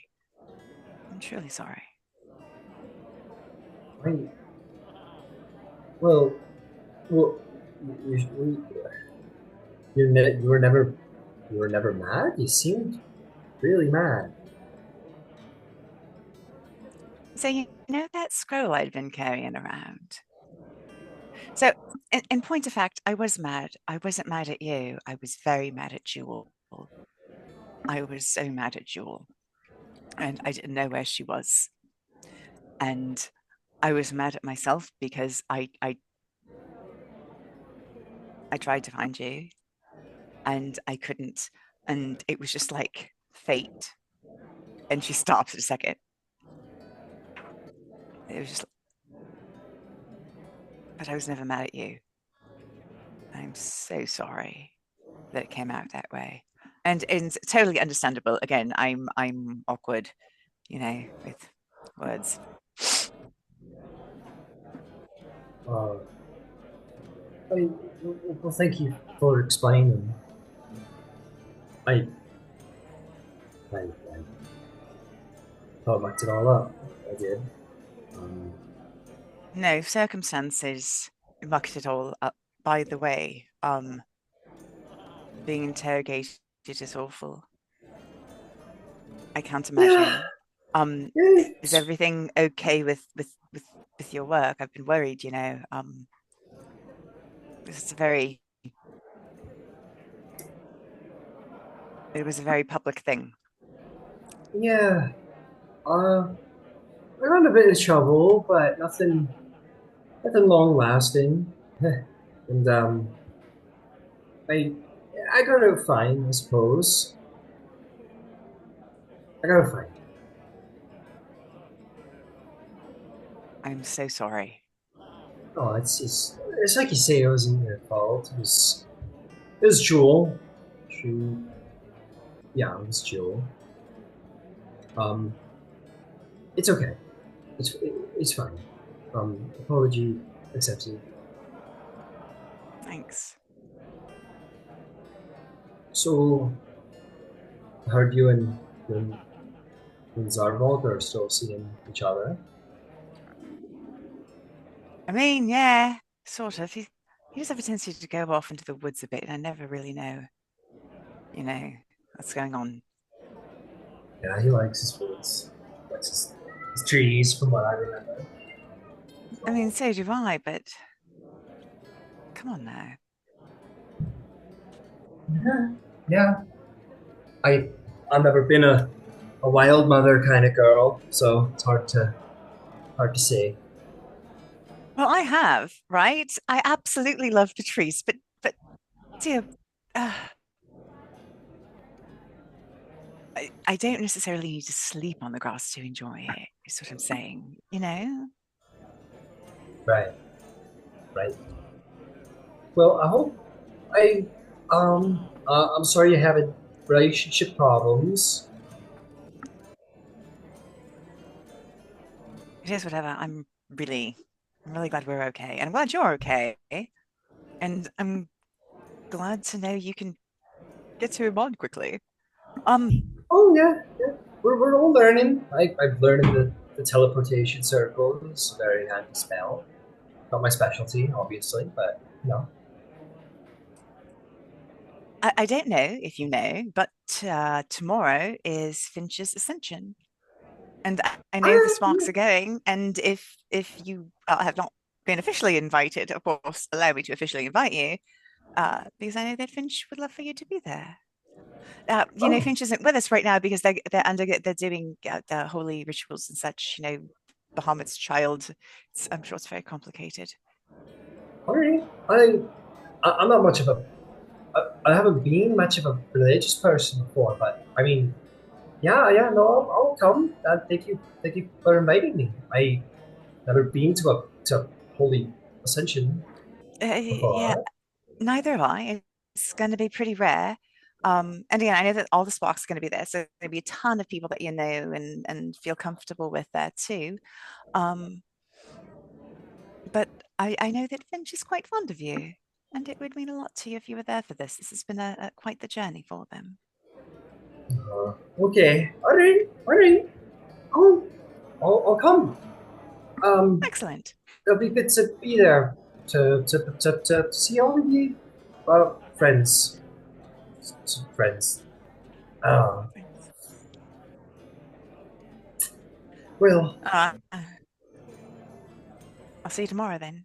Yeah, I'll see you tomorrow. It was good seeing you, Elaine. Can I hug you? Sure. She is an alabaster white tiefling. It is not hard to see the flush appear and disappear in her cheeks very quickly. And you give her a hug. It's a bit of an awkward hug. Not in a bad way, awkward. You know what I mean? Sorry, I'm really in the character set right now. I feel awkward. And she's like, I see it. Yeah, that's nice. I'll see you tomorrow. I'll see you tomorrow. All right, and I'll go. I know where Ember's off to, and I'm going to let him go off, and I'm going to see if Nyx and Qiro are around. I'll offer them direction if they've gone off by themselves, and I will go do something else by myself. Yeah, Nyx kind of, or Honor kind of walks down the street. And it's at this point you realize, like, you look around at where you're working her to work or whatever, and you're like in some alley, like some random ass part of the city that she was leading you to. You get the sense that, and she just kind of keeps walking, and you're like, you know, she doesn't live down here. You're like, just kind of lost track. Like maybe she's just kind of walks and it doesn't like keeps walking. Like your high passive insight gets you the sense that she's like probably thinking in her head, I have no idea where I am. Just keep walking. Embarrassed yourself enough today, Honor. Just keep going. Still looking. I'm going to let her get out of my eyesight. Like I know she'll figure it out eventually. Yeah, you see her step kind of slow. That turns around, notices you're still there, kind of keeps going. Yvain's actually going to step out of her line of sight to give her some. Yeah, you walk out of her line of sight, and you with your massive high insight, you're probably playing out the whole scene where you left. She looks over a second time. She goes, "Okay, great. Where am I? Excuse me, sir." And goes up to the nearest stranger. So she is slightly flabbergasted. She may have a crush. I have one word for you, Yvain. The word is pigeon.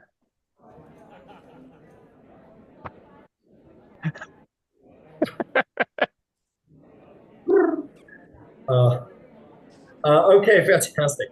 So meanwhile, Ember, you've gone out and done a little bit of shopping. What about you, Qiro and Nyx? And presumably Beverly is with you three, the three happy bunch. I was going to say the Three Musketeers, we meet again. Yeah. Paladin, the Bard, and the Warrior. It's like, all right. Two of us have no idea what we're doing. We have no idea where we are. It's great. I don't know where we are, but I do need Chuck. Ember was supposed to show us, but he's gone off and done a thing. So, maybe we should ask? Oh, I can show you around. Me and Finch actually met here, so I know a little bit about the place. Perfect. Excellent.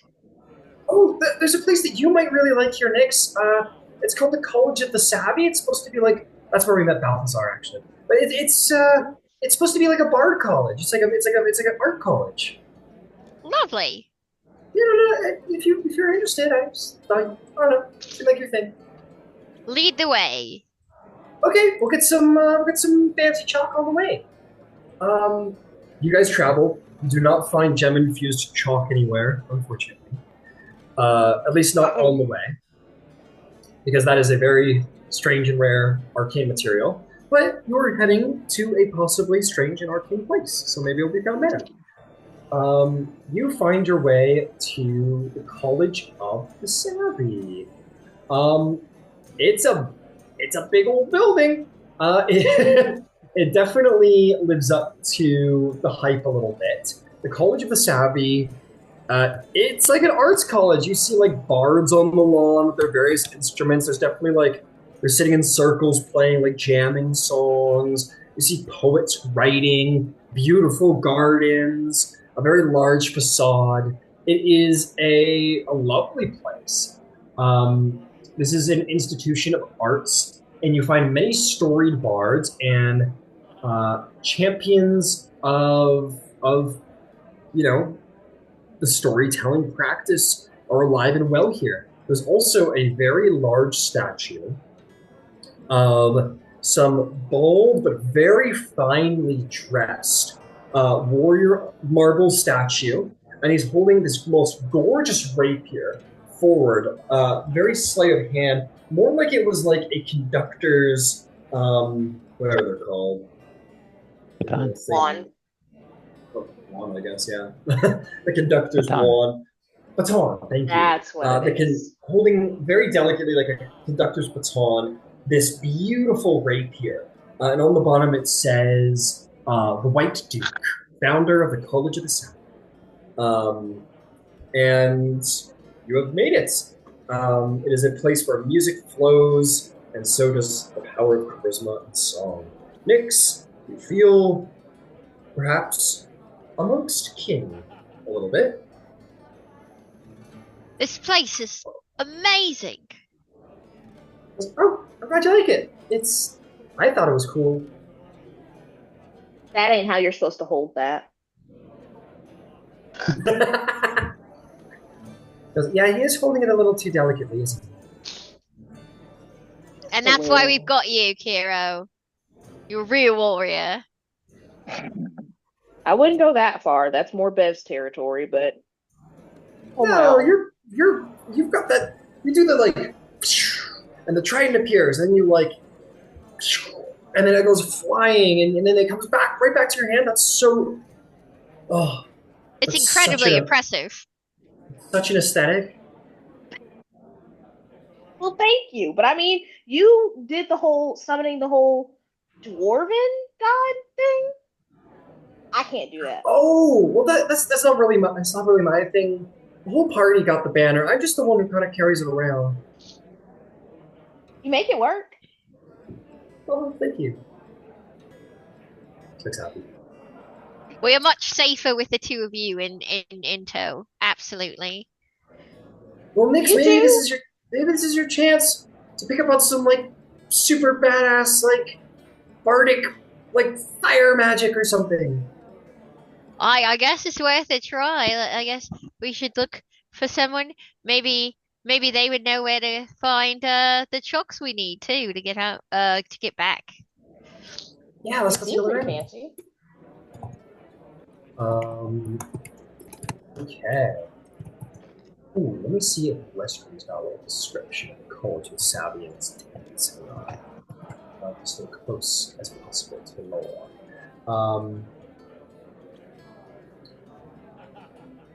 Oh, this is incredible. Oh no. I'm now very afraid. I don't like when the DM laughs like that. No, it's a good laugh. It's not a you're in trouble laugh. Don't worry. You come inside and you're looking around.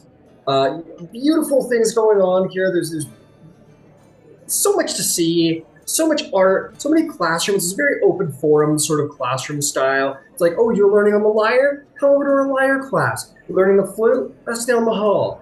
Very open forum, open schedule. Very liberal artsy. And you find this one instructor who has like very nice black hair, surprisingly like good shape for a bard, but like aesthetically good shape. You don't even know if the muscles are worth anything, but they look great. Human. He's got like dreamy eyes. He looks like he knows what he's about around here. He looks like he might be sort of important. And he's like, "Hey, how's it going? There's some new students here." Hello. Not really. We're visiting.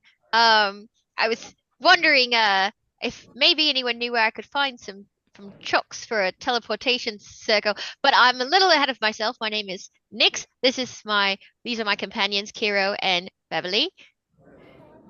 Well, it's a pleasure to meet all of you ladies. I'm Nick Jonas, Professor Nick Jonas.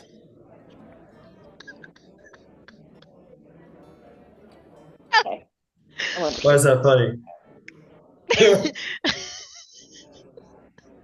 Couldn't imagine why. Nice to meet you. Nice to meet you. But did you know where to find those? This is a lovely place as well. A very, very interesting place. Oh, thanks. No, it's a pretty good place. It makes plenty of people jealous to can't get in here, Only non-suckers allowed around here, yeah. But no, you came here looking for chalk. Well, I'm just burning up to help you. So let's find a way to get you what you need. You should get that looked at. It could be a medical dude. My friend Yvain has some healing powers, so if we find her, she might be able to help you with that burning thing. Oh, well, no, it's a figure of speech. I'm not actually burning up. I'm a summer baby, so we don't feel the burn too much. All right, well, let's go get you your chalk, and you'll like go into this room, like it's like material components room, and he like unlocks it with a key. He goes in, and he says, "So, what's the ugly truth about your needing this chalk? Are you teleporting off for spring break or something?" Well, actually, this is our vacation of sorts. Our friend Yvain and our other friend Ember had some things to do here, and Qiro and I have not been here yet, so we're just kind of sightseeing and such. Oh, vacationing in Westruun. How unique. Very unique. Well, where do you guys come from originally? I'm from the Feywild. Bev is more familiar with this area than I am. And Qiro, where was it? It's Fort Damali. That's right. Ah, your fellow summer baby, huh? Like, that's incredible. So I hear it's very warm out there. I mean, it is. It's nice, I guess. Well, welcome to Tal'Dorei to both of you, I suppose, from out of town. I didn't think people in Port Damali in the Feywild dreamed of coming to little old Westruun, but well, it's good to find you here. Yeah, we travel a bit. We've gotten tagged along into a group that does good deeds and such. Occasionally. Oh, I see you're not going to be. You're going to be with some. It sounds like you're with some capable people. No SOS for you. That's right. We answer the SOS. Wait, what is SOS? Oh, it's like I think it's like save our ship. It's like something you say when you need help. You should ask know for that help. one, right, Qiro? Yeah, it's an ask for help. It's a Oh yeah, we cool answer way. that ask. We don't usually ask. Got it. You guys get around. It seems you guys are worldly people. Your wings. All right. Well, anyway, here's the teleportation circle chalk. 50 gold for a piece. Each one's worth one teleport. Excellent. I'll take like 3 of those. Let's take 4 of those actually. 4 of those. Born BB Born. Very cool. And he'll give you 3 of them. Or Thank four you then, you wanted four. much. Yeah, 4. Thank you so much. This is very important to be able to get us back. I hadn't really thought of it before I got us here. I only had the one, so you've been very, very helpful. So this is a college. People learn things. What do people learn? The With Barney. arts, music, the bardic arts, dance, lore, the power of glamour, everything from painting, all of the arts, and learning to use it is such a power that you can just grab onto the weave and just channel it through your music and song and inspiration. We're all about inspiration around here. Oh, that's lovely. That's lovely. I'm not very glamorous, but I feel like it might be fun to learn something like that. It's not in my skill set really. It's not. You know, I mean, what's that? What instrument do you have? I've a lute. It says, well, I don't know. I see you've got a lute on your back. Maybe you've come home. It does feel like that actually. It feels very fun here. Well, maybe you do a little performance for some of the professors. Who knows? Maybe you might decide to stick around for a couple of years and learn a couple of things. Who knows? It might be cool, despite your vacation eyes. Oh, that's kind of fun. Yeah. Yeah. Might learn a song or two. Who knows? I do like learning things. Yeah. Yeah, I don't know. The College of the Savvy is a certain way of making people catch the love bug. Oh, Love? What? There's a bug. It's a song I'm working on. Don't worry about it. Oh. So wait, you want to teach it? I'd like to hear it. I'd like to learn it. I could maybe play it for my friends. Oh, please don't. Goes, okay. Here I go. Maybe not. Maybe not. It takes out an instrument. All right, if you're sure. We love performing here. Like, why in the world wouldn't I want to play for you this song of mine? I think it's going to be real popular one day. So let's check it out. You ready? Oh. He goes, Great start.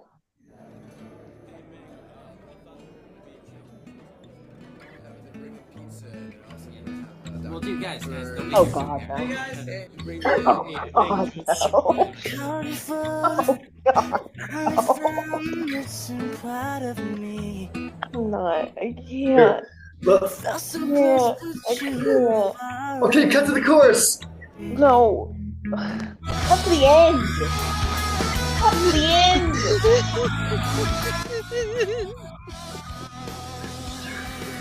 Suddenly the entire college breaks out into song. No. And then 3 to 5 other bards come out playing lutes, just banging their heads.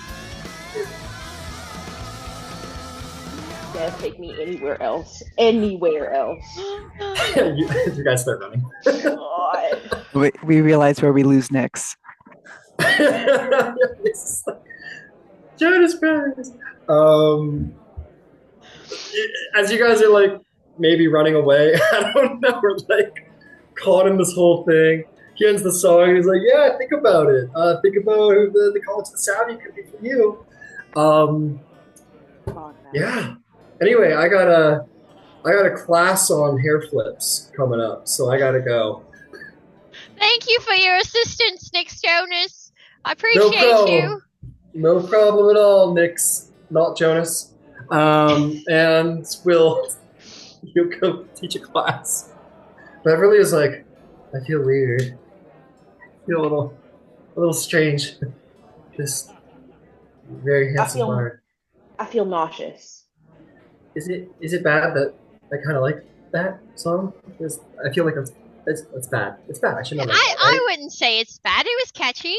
I enjoyed it. Yeah. And his other brothers were very yeah. That was great. They're very talented. Should we go? Yes. Yeah, I think we should. Kiro's very uncomfortable. Maybe we should go find Yvain. Maybe she could do some healing for Yes. that nausea. Maybe she could do some healing for that nausea. So as you guys turn around quickly, like almost like a horror movie, like we gotta get out of here, guys. You gotta get out of here. You turn around. Heroes, you're seemingly the most consistent wanting to get out of the arts college. You bump into this gnome, and her books and lyre drop on the ground. Just, are you fucking kidding me? Fucking, oh. You see this gnome bend down to pick up her stuff. She's got like pink flopped hair. Her teeth are just ever so slightly overbit. And she's got like a little like waistcoat, and a little rapier at her hip. And she's like picking up her bag. She goes, "What's where you going next time, huh?" Sorry. There was a whole bunch of singing that just happened. I got distracted. They do that. They break into song. I knew. I never. Ugh. Often? Like it's a daily occurrence. I'd run Daily? Yeah, it's a bard college. What do you expect? I rather like it. I think it's fun. I'm glad I swing a sword for a living. Beverly's like, me too. I think it's kind of fun. All right, well, bye. The gnome will walk past you guys in the books. As she's walking away, nice hair. She like stops, turns around, looks at you, like sizing you up if you're being sarcastic or not. It really is lovely. There's one of these. Walks away. People at this school are so weird. It's a bard's college, of course they are. I rather like them, honestly, but we've established that I'm of the weird group, so leave that at that. They seem like your kind of people, and that's nothing against them. The busting out into song is not. No. Now it sounds like it's something against me. No, it's fine when you do it. I've come to expect when you do it. Having a whole college full of people do it, sight unseen, at the drop of a hat, was very disconcerting. They popped out of the walls. No one else has any issues with that. I mean, it's showmanship. I come from a carnival, so this is very homey for me. Nope. They're starting up again. We gotta go. Any other places in town that you're just dying for us to see? Beverly's like, I'm gonna play a quick poster. She does. She goes, okay, we can go now. She runs out of there with her. You guys leave. Beverly's really into it too. Nyx. She's like, maybe I don't know. We get some downtime. Maybe come. Like I could learn to play an instrument. Maybe. Yes, I'll teach you the lute, and we can play the songs together. Ooh, we could get some good harmony like they did. Yeah. I don't know if I'm any good at music, but I like it here. I do too. We're gonna have to come back. So with that, you guys can all meet up at where you wanted to, wherever that was. No way, did I make up that bar? That's what we're doing. Okay, you guys are gonna meet up at a familiar place, you will. And that place was called. What was the town called? For Hallucian Black Days. Sunset. Oh, Sunset yes. something or other. Sorry, it's been a minute since I've been to Westruun, but yes. Sunset. Oh, come on. What? Or sunrise or something with the sun. Sunkissed. Sunkissed Inn. All right. All of you meet at the Sunkissed Tavern and Inn. Fantastic. But Ember, where are you going? I'm going to go see Lorelei. Lorelei. All right. You make your way through the city. You find the familiar home of Lorelei. And knock on the Before I knock on the door, I'm going to take Red's flask out,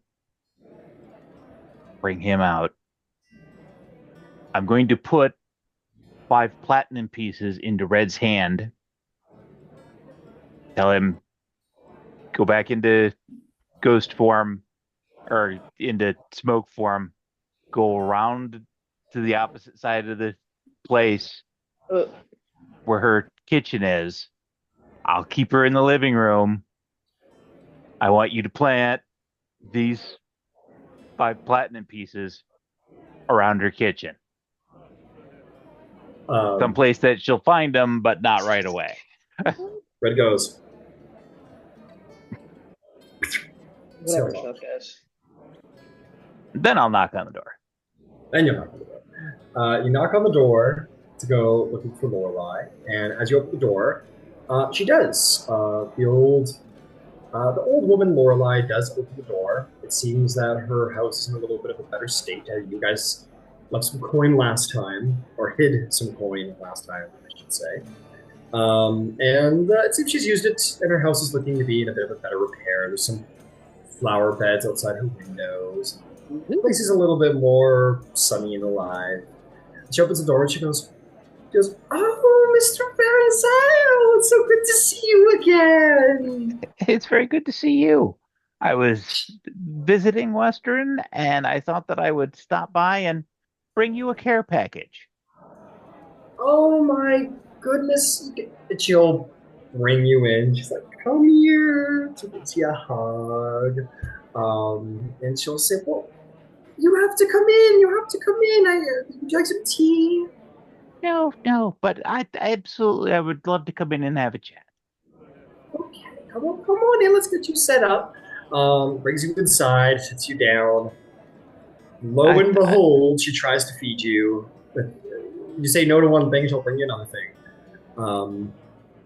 Just some cookies. I just baked some frozen cookies. Would you like some cookies? Really, I'm perfectly fine. Oh, okay. I appreciate it. She puts some. You're like, no tea. She's got a kettle over the fire. And you're like, I said no, but she comes back. I'm just trying to keep her out of the kitchen. That's the goal. I see. She comes back and just like puts. She goes, "Oh, just in case." And she puts the plate of oatmeal raisin cookies on the table, and she'll like go sit in the seat next to you. She brings out 2 cups. She's like, "Oh, just in case." And eventually, Okay. you're like watching back there, and you see Red like floating in, and then kind of floating back out the window. She comes in for something else, and this goes on for a minute until finally she like settles down in the living room with you, and Red kind of peeks and actually does float in with the coins. She goes, "So what brings you back to Westruun, Ember?" Well, we had a little bit of time on our hands, and we had some new companions that we wanted to show around the place, and I wanted to check in, see how you were doing. I see the house looks a little bit better. Well, somebody, despite my reluctance, who could it be, hid some coin on me, and it was of great kindness, and it was enough to help me spruce up the place a little bit. And I got some flowers, some very nice flowers actually from what I'm told is a little further away. Very excited by them, and it was nice to take care of something. So the place is definitely feeling a little more homey now. That's fantastic. I'm happy to hear that. Me too. Everything else been been going okay? Oh, everything's been fine. I have some children who come over to clean the house every now and then. It's nice to have company. So any excuse. So your friends are all busy. Yvain is catching up with. She has a friend who's with the. Oh dear God, the name just left my head. Like, just gone. A meeting with Headmaster? No, No. the construction Honor. wizards. Oh, the League of the League The of League of Miracles. Miracles. There we go. There we go. She has a friend in the League of Miracles, and they're catching up on a few things. Some of my other friends are are really new to the area. Uh, I told them that I needed to deliver a small care package, and that I would meet them later over at the Sunkissed, uh, after a bit. But I wanted to drop this by, see how things were going for you. Is there anything that you need? Oh, I'm doing just wonderful, Amber. Things are good, and the city's been doing much better since all of your adventures here. Everything, I come up with nothing. Everything's just fun. The home is nice. My neighbors are good. The children come around. Give me something to bake for. You should have brought your friends when they had some time. I know that they're busy. You young folks are always off doing something, adventure at times, but you should bring them around. Finch, such a nice, such a honorable young one. Yvain's so sweet. You should bring them around again. It will be on our agenda. We're we're biding a little time. You remember our our our warrior friend, Finch, the Yes, of paladin. course. Oh, Uh, Finch, she wonderful. she has a special day coming tomorrow, and Do they? Do they?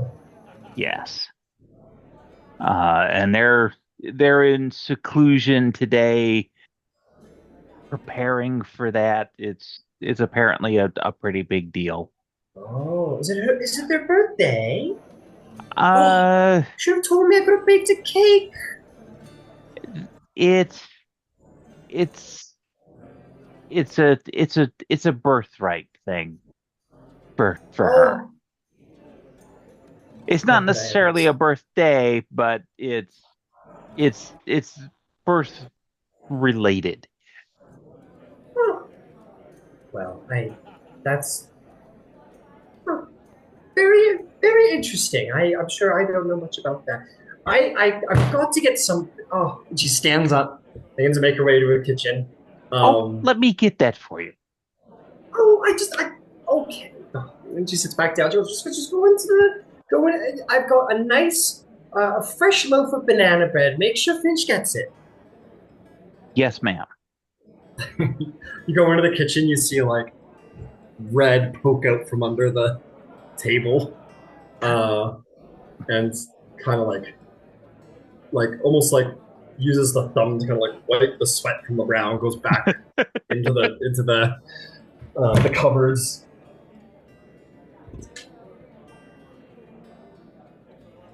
You got it's a big loaf of banana bread. It's like a big old loaf.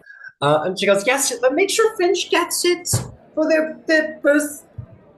Whatever's going on with Finch, I I I just will hope they just. I will hand deliver that personally tomorrow. Oh, if I'm going to be giving Finch something, I have to get something for the rest. You know what? I think. Oh, can you come back a little later? I just need to throw it in the oven. I have an apple pie that needs bacon. It's apple and cinnamon pie for the rest of the adventurers if they're all able to. If you could come back in like, not even an hour, maybe just a half an hour for me to just put it in the oven. I tell you what, I'm having a thought. Okay. Now I have to do something quick in my head. Yeah. Yvain, Nyx, Qiro, Beverly, Honor. The cap is 9. Perhaps you would like to deliver that to Finch yourself. Would you care to come with us? Oh my goodness. Are you sure? I mean, I would want to Absolutely. oppose.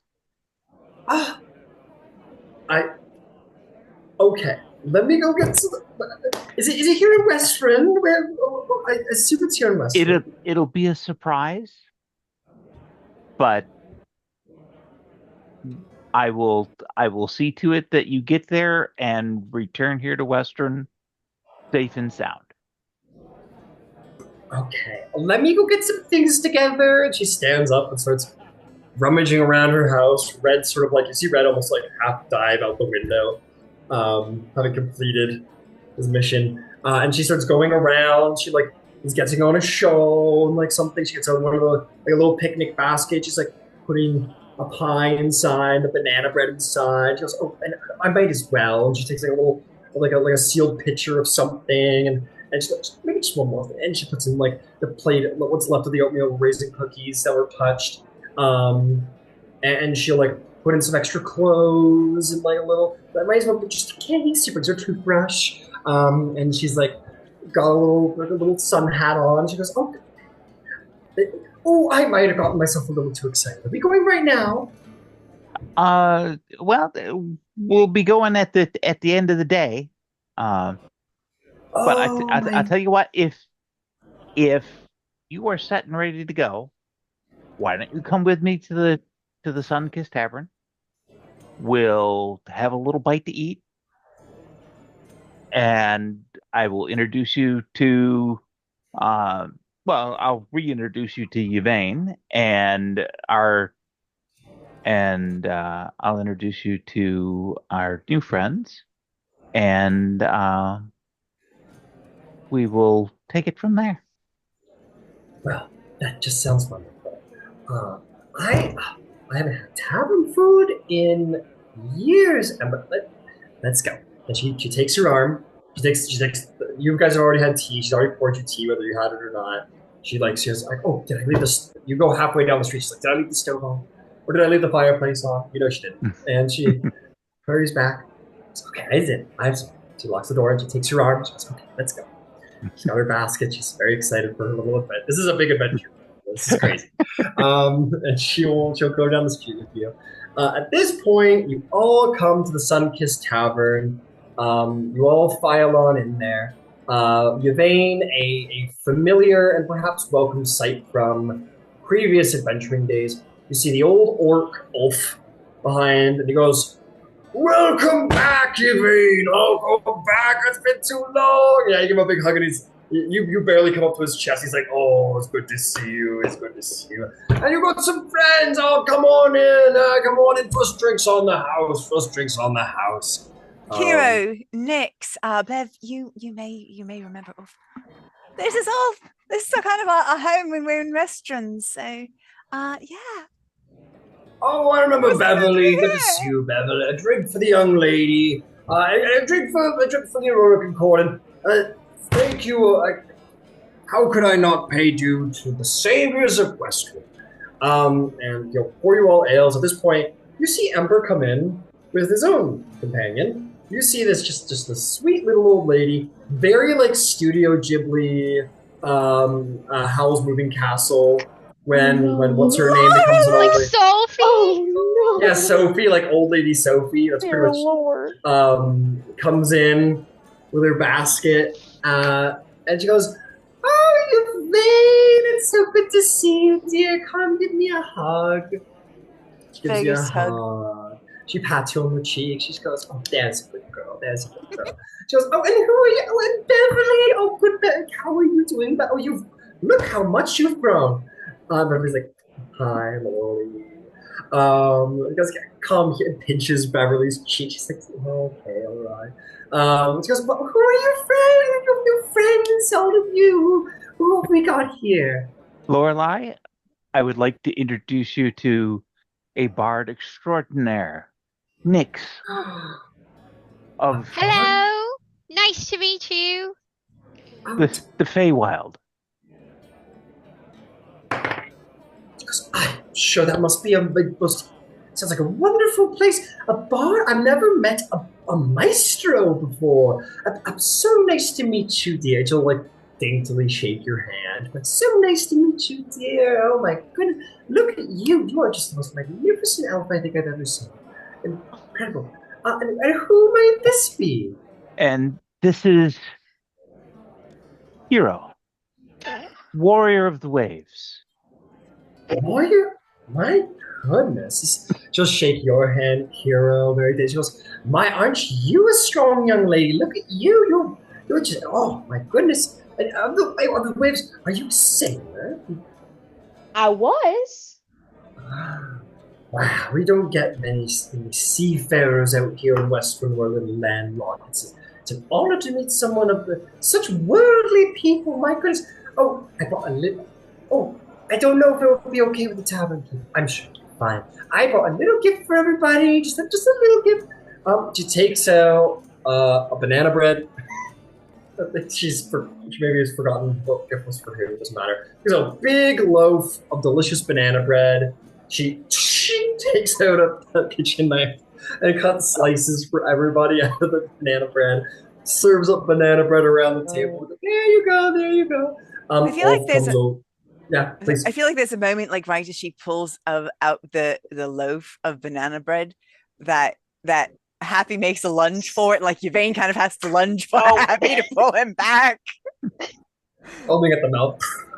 He goes, oh, isn't it the sweetest little rabbit? Does the rabbit want a little crawl and just like a little corner of the pizza? Oh my goodness! And she just like eats the whole thing. My goodness, isn't that a hungry rabbit? Goodness, I don't know what's wrong with its head. It's got a little point there, but anyway, here you go. And she like serves up banana bread to everybody. Wolf's like, well, here's one for you, beautiful lady. She goes like, oh, stop. He goes, is this ale? Oh, I haven't drank in perhaps just 1 minute. She'll have like a little. She goes a little foam mustache. She goes, oh, I haven't had an ale in. My goodness, what an ale since I was before I got married. My goodness. And flesh immediately hits her cheeks. She's not a woman of magnificent constitution. She's not drunk, but she's, it's hitting pretty quick. And she serves you all banana bread, and she goes, oh, don't let me get in the way. You probably have important conversations. I'll just be here with my ale and my banana bread. Oh, Lord. She was interested in delivering a present for Finch, so I asked her to come.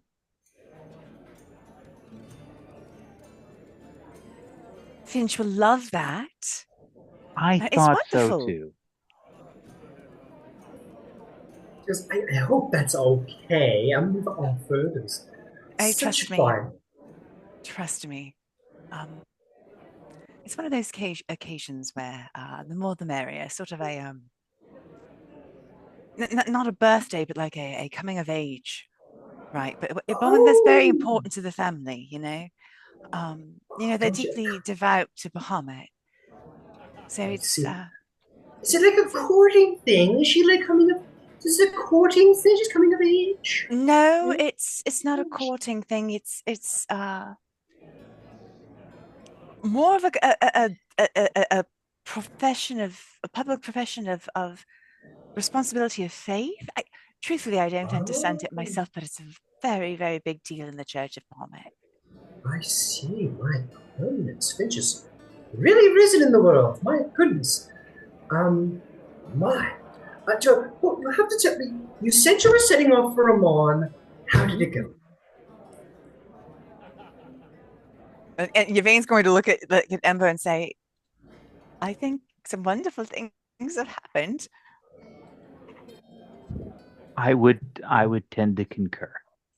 On our way to Emon, we encountered several merchants that had been stuck on the road.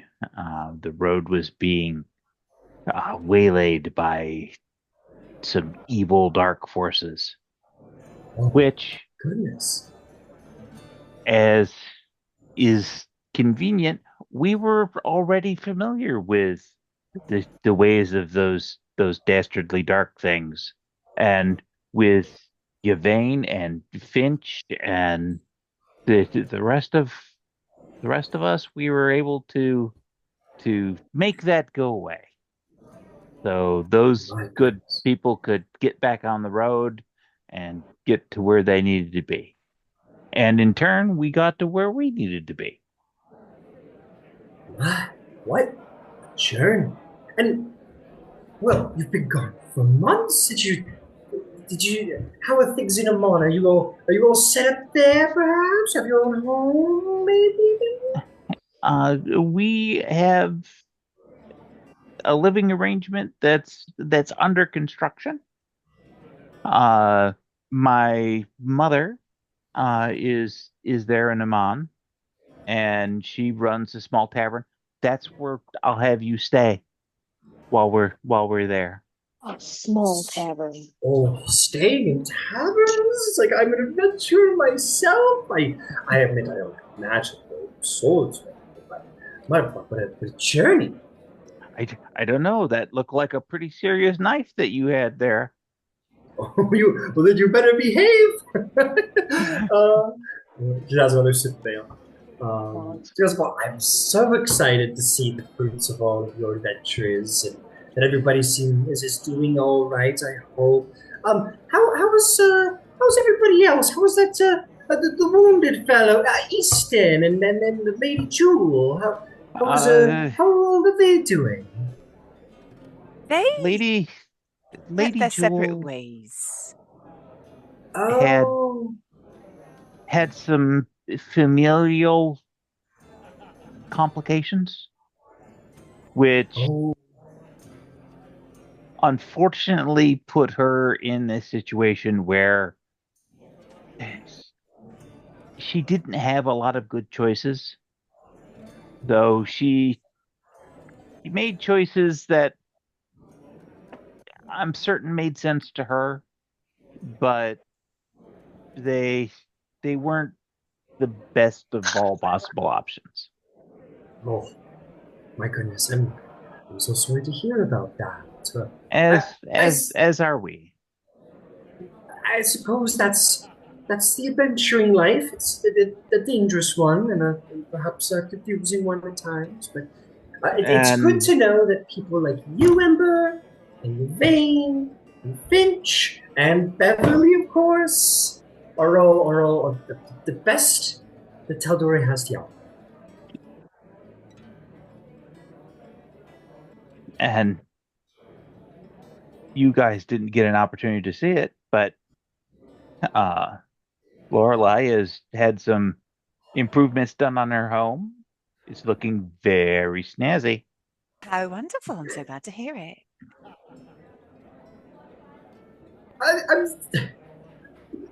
No, too much, Amber. Thank you very much.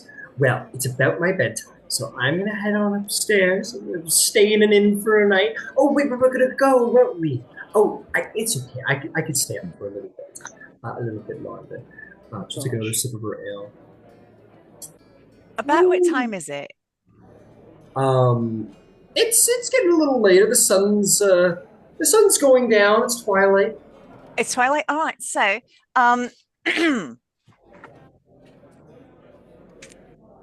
as it is twilight, Yvain will stand up and say, I do have one more thing I need to attend to within the city. If you need to go, I think I can get back home on my own. But I don't know how long it'll take me. Yvain, if it's the errand that I think you're thinking of running, do you mind if I tag along? Certainly.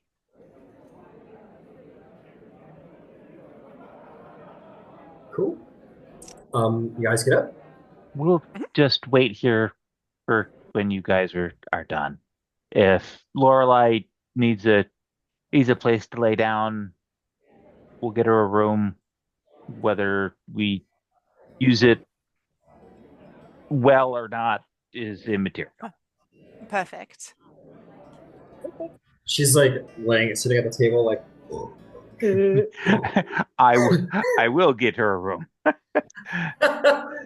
guys instead of like, I got a thing I gotta do. Yeah, no, we'll take it. You look back, she's dead asleep. fucking like someone knocked her out. Ale does that to Um, people. yeah, she's still got her hand on the ale.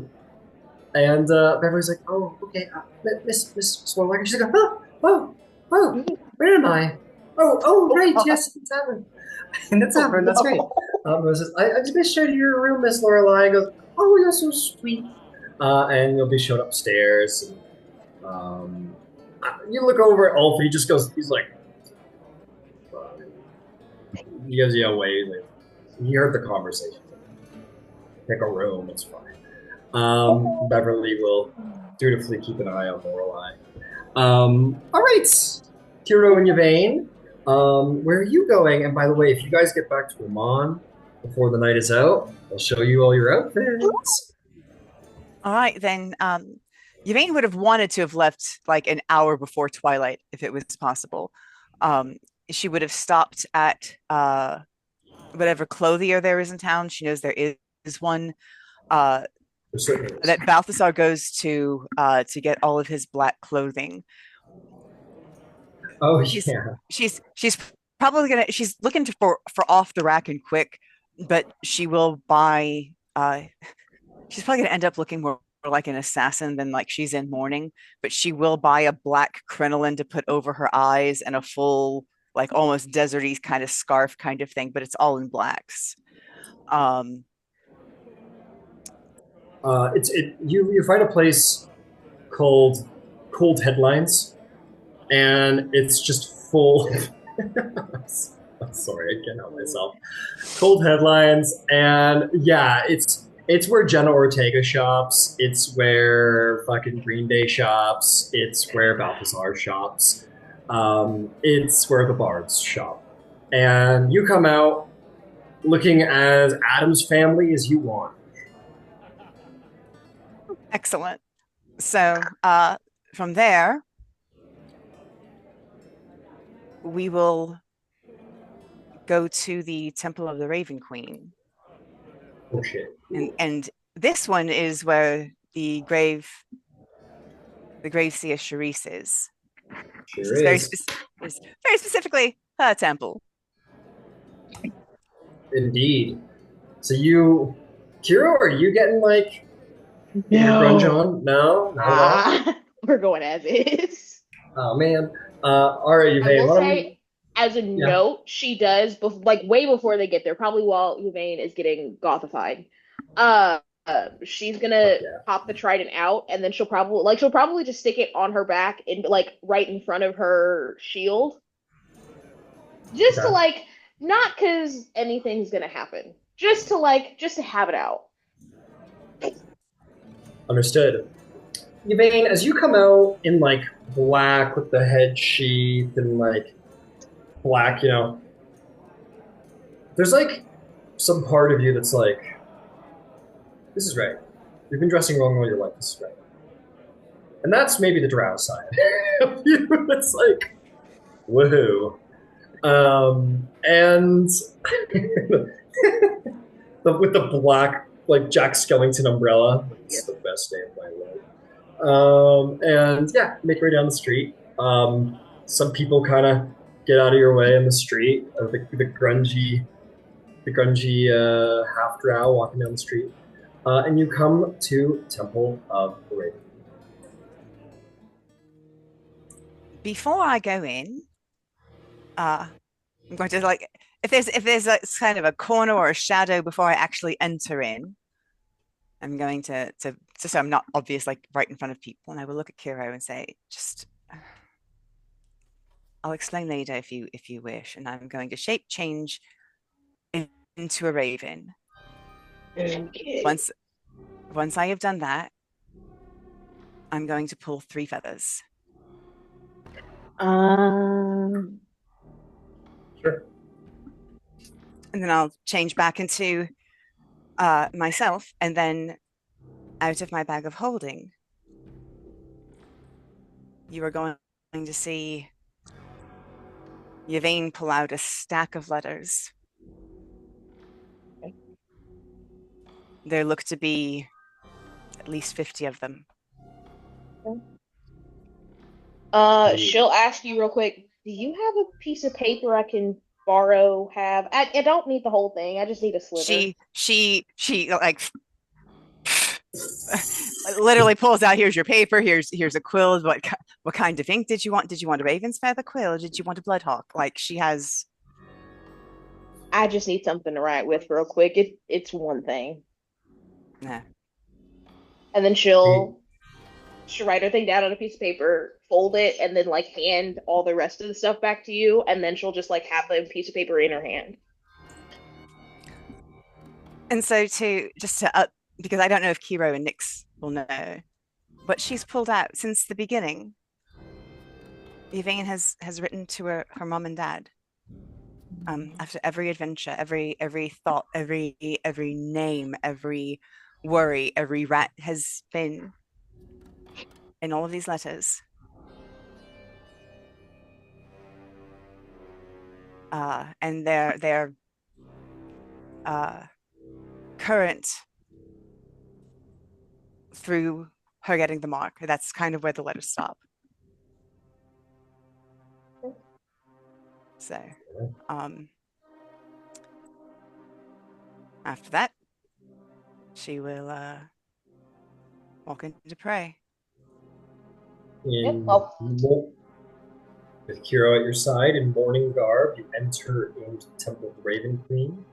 The heavily robed acolytes of the faith roam here and there. They will approach the altar of the Raven Queen. And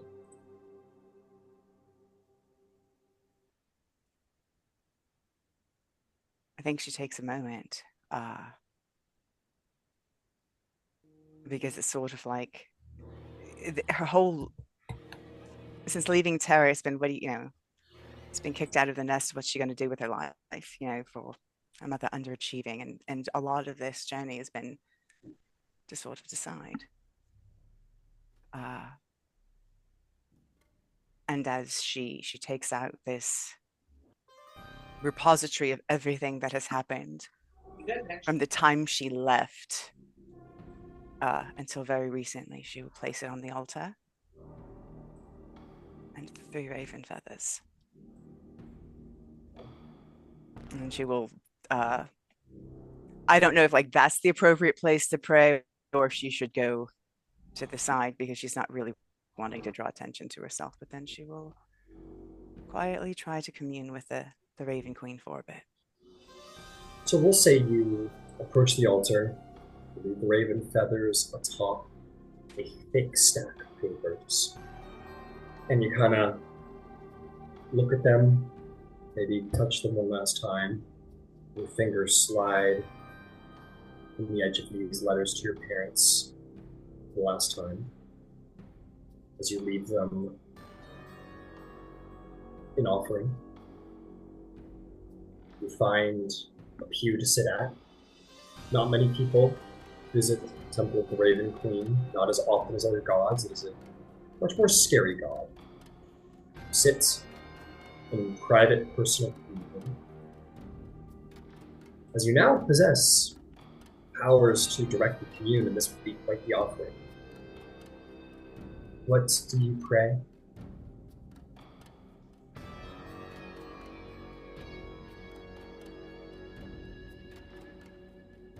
I know it's in Shadebearer.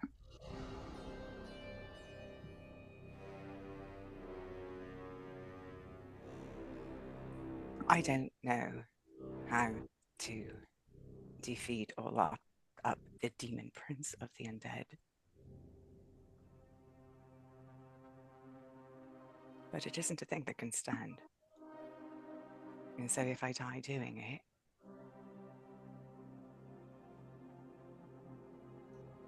then I would have that my death spare Exandria his filth.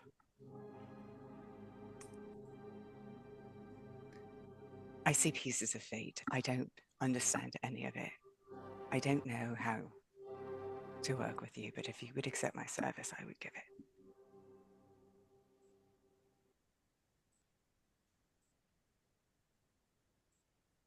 And she probably just sits there and cries. Hero. Uh, Here as well. After Yvain leaves the altar, Kiro's gonna kneel down and kind of where all the other where all the other offerings are, she'll put down the piece of paper that she wrote on, and then out of her pocket she'll take. It's like a little. It's like a really bad. It's like a really badly carved statue of. It looks like a dog, and it's painted black, and she'll kind of set it on top of the piece of paper, and just while she's sitting there, just kind of be like, I don't know if you can hear me. I don't I don't know why you listen to me, but something's happening. Something's wrong. And one way or another, I got dragged into it by someone who follows you. And if he needs my help, then he needs your help. And I get the sense these aren't the things that you want running around anyway. So if there is any way that you can help, big or small, please do. I don't mean me, but I do mean him. And then she'll kind of take a moment and look at the piece of paper and kind of like to her, like quieter than when she was praying before, like to herself, she just goes, I hope he's at peace. And then she'll just kind of get up and stand probably towards like the back of the room and just wait for Yvain to be done. Kind of not praying, but just like thinking and contemplating to herself about all the things that she's learned since Whitestone and before.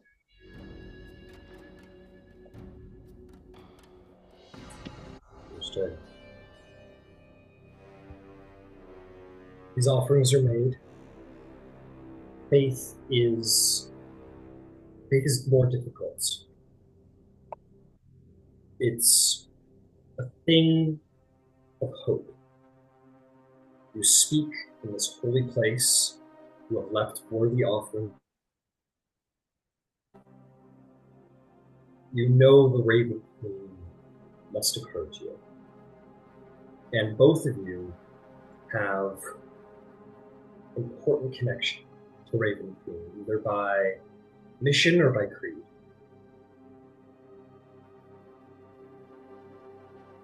She does not come down from the place in the outer world. She does not send a messenger in this moment. There's no cawing of ravens, but you must know that you've been heard, that your offerings were worthy, and that you have asked, you have offered more than just what you put on the altar. You have offered good service for greater cause, for her cause. It was heard. You know it was heard. You may be called upon sooner, you may be called upon later. You have been heard. You may both take inspiration. This happens at twilight, you may hear, because I assume that's what you want is. And the sun kind of goes down outside as night takes over the day.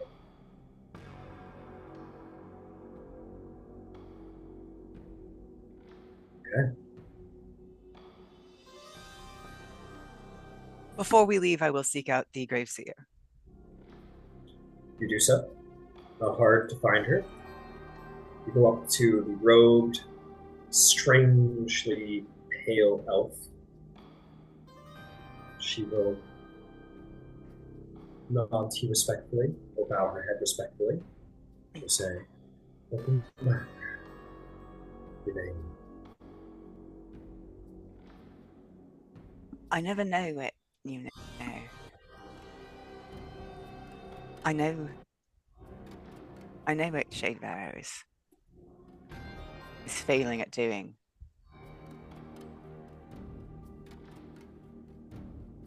And if she, and I'm going to kind of gauge at her, try to look to see if I can read that. Like, does she know? Because I don't really want to say it out loud. But if I can't read that on her, I will continue. Make an insight check.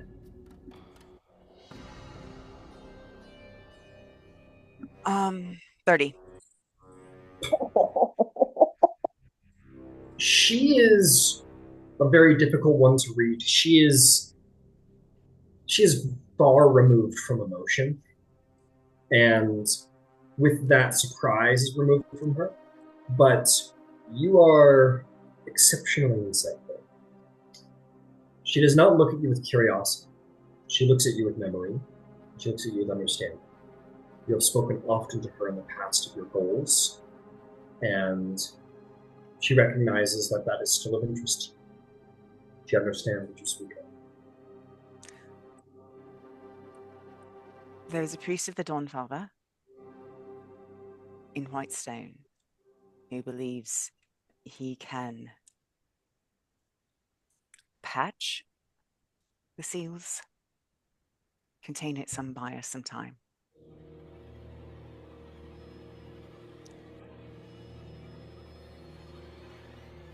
I will pursue that and grow stronger. I assume when you are ready, you will call for me. And she will bow.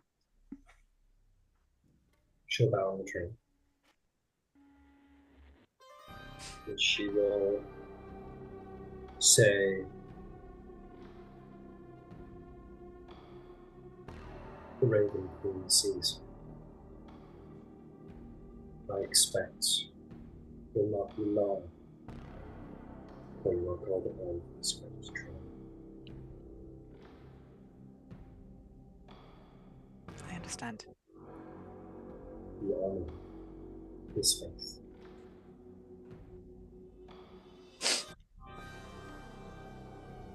She will.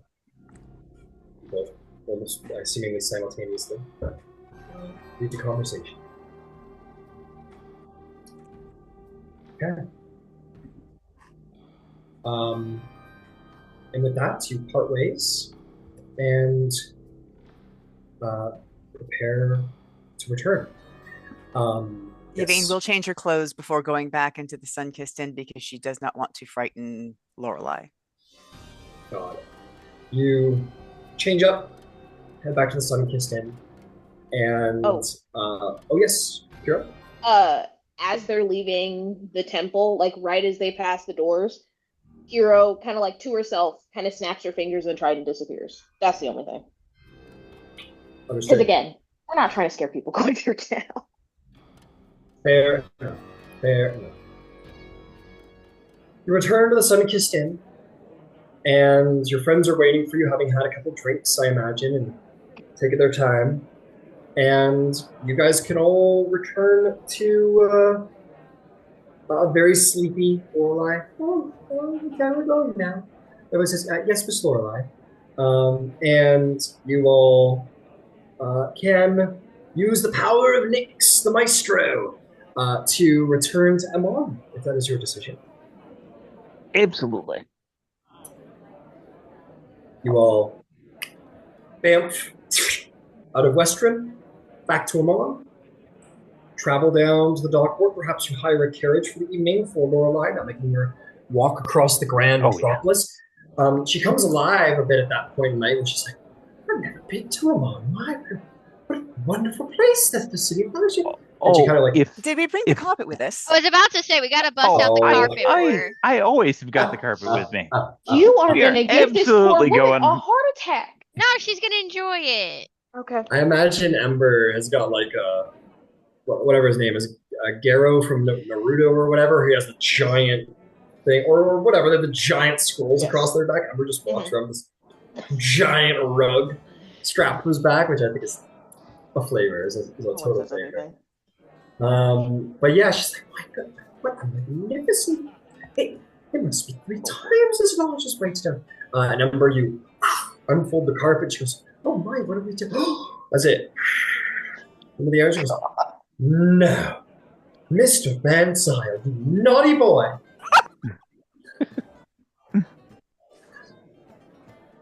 She goes, "Oh my, are we really? Is it by really all means, have a seat." Oh, it's okay. She'll get up on board. She'll sit and she'll be like, "Oh, Beverly, you have to hold my arm. I don't want to fall off." She'll go, "Okay, Miss Lorelei." Take it. You guys all get on. Okay, don't go too fast. I'm not the young lady I was once. Oh goodness.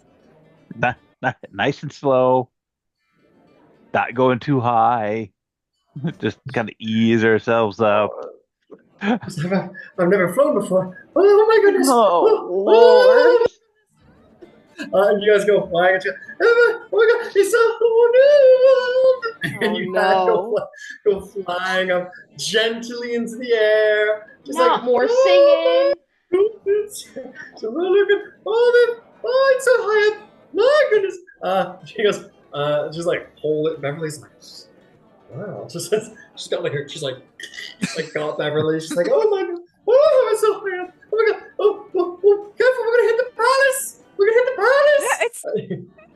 Yeah, but it's like full like Austin Powers with the Zamboni. Like, you guys are like, oh my god, can you steal this thing over? And you guys just easily get out of the way. She's like, oh goodness, oh good.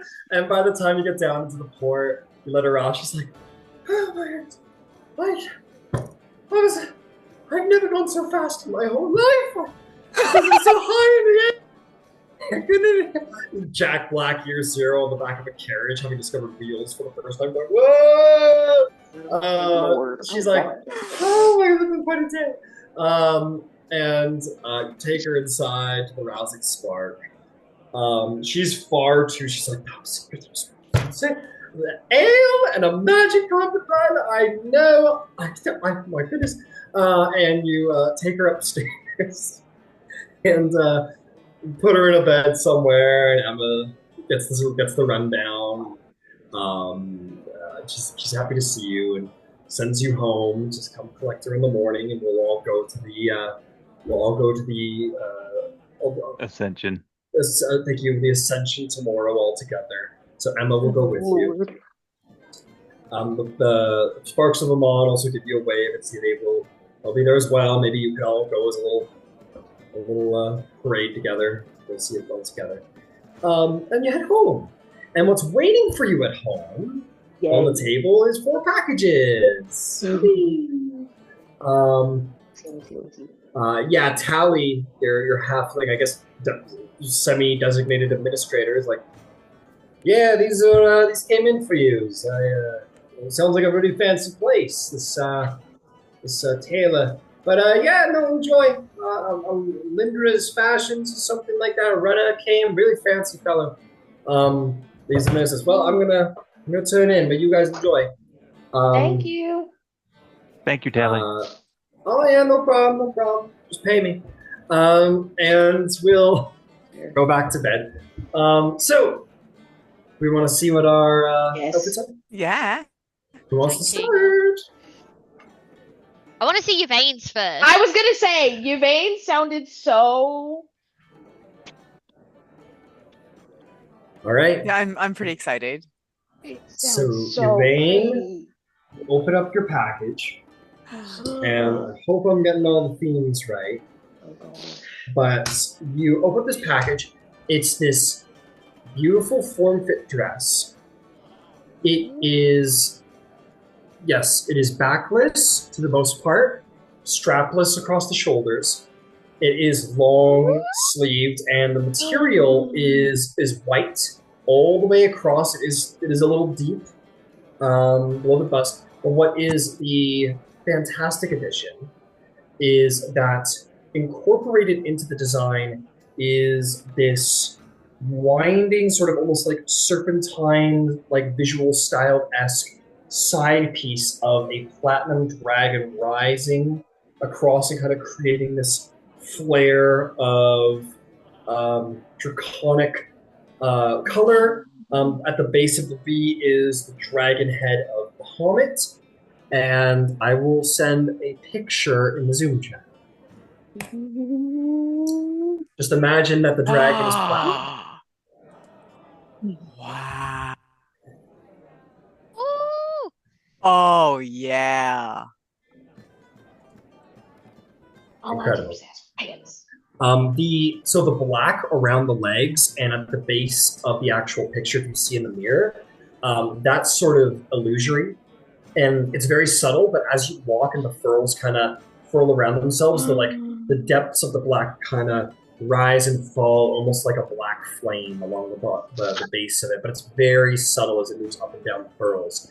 And the black along the leg, they're almost like illusory stockings. So as you put it on, this sort of black just kind of rises across your leg and kind of fades at the top. So it's like an illusory stocking. I really do like wearing black. All of a sudden. Incredible. Yvain enters her goth era. Yes! Let's go! No, because you don't understand. I didn't even see her buy eyeliner, and suddenly it was there. That's also a part of the illusion, is a little bit of eyeliner. That's what prestidigitation is for. Little minor illusion. I'll put that on there. Okay, that is Yvain's outfit. Excellent. I'm glad you left. I'm glad you're happy with it. Who would like to go next? Let's see Qiro's. Oh gosh. I'm pretty excited about Qiro's, actually. I think I found something pretty good for Qiro. It's chaos. Qiro, you open your package, and you open it to find this. It's very piratey. Love. Immediately. Love. So it has I'm hoping we're going to get all the terms right, but it has like the almost poet shirt sleeves, that like the fluffy white furled sleeves that cuff around the wrist and have the furl. But this is only on one arm. So one arm it has like the white, and it comes into like a deep V that leads to this like deep aqua bodice that sort of holds it in, that goes all the way down. It does have platinum sort of ornamental across the top and the bottom and like down the front of the bodice. Very tasteful. It comes with like a number of necklaces that kind of hang down that kind of like accentuate the bust a little bit.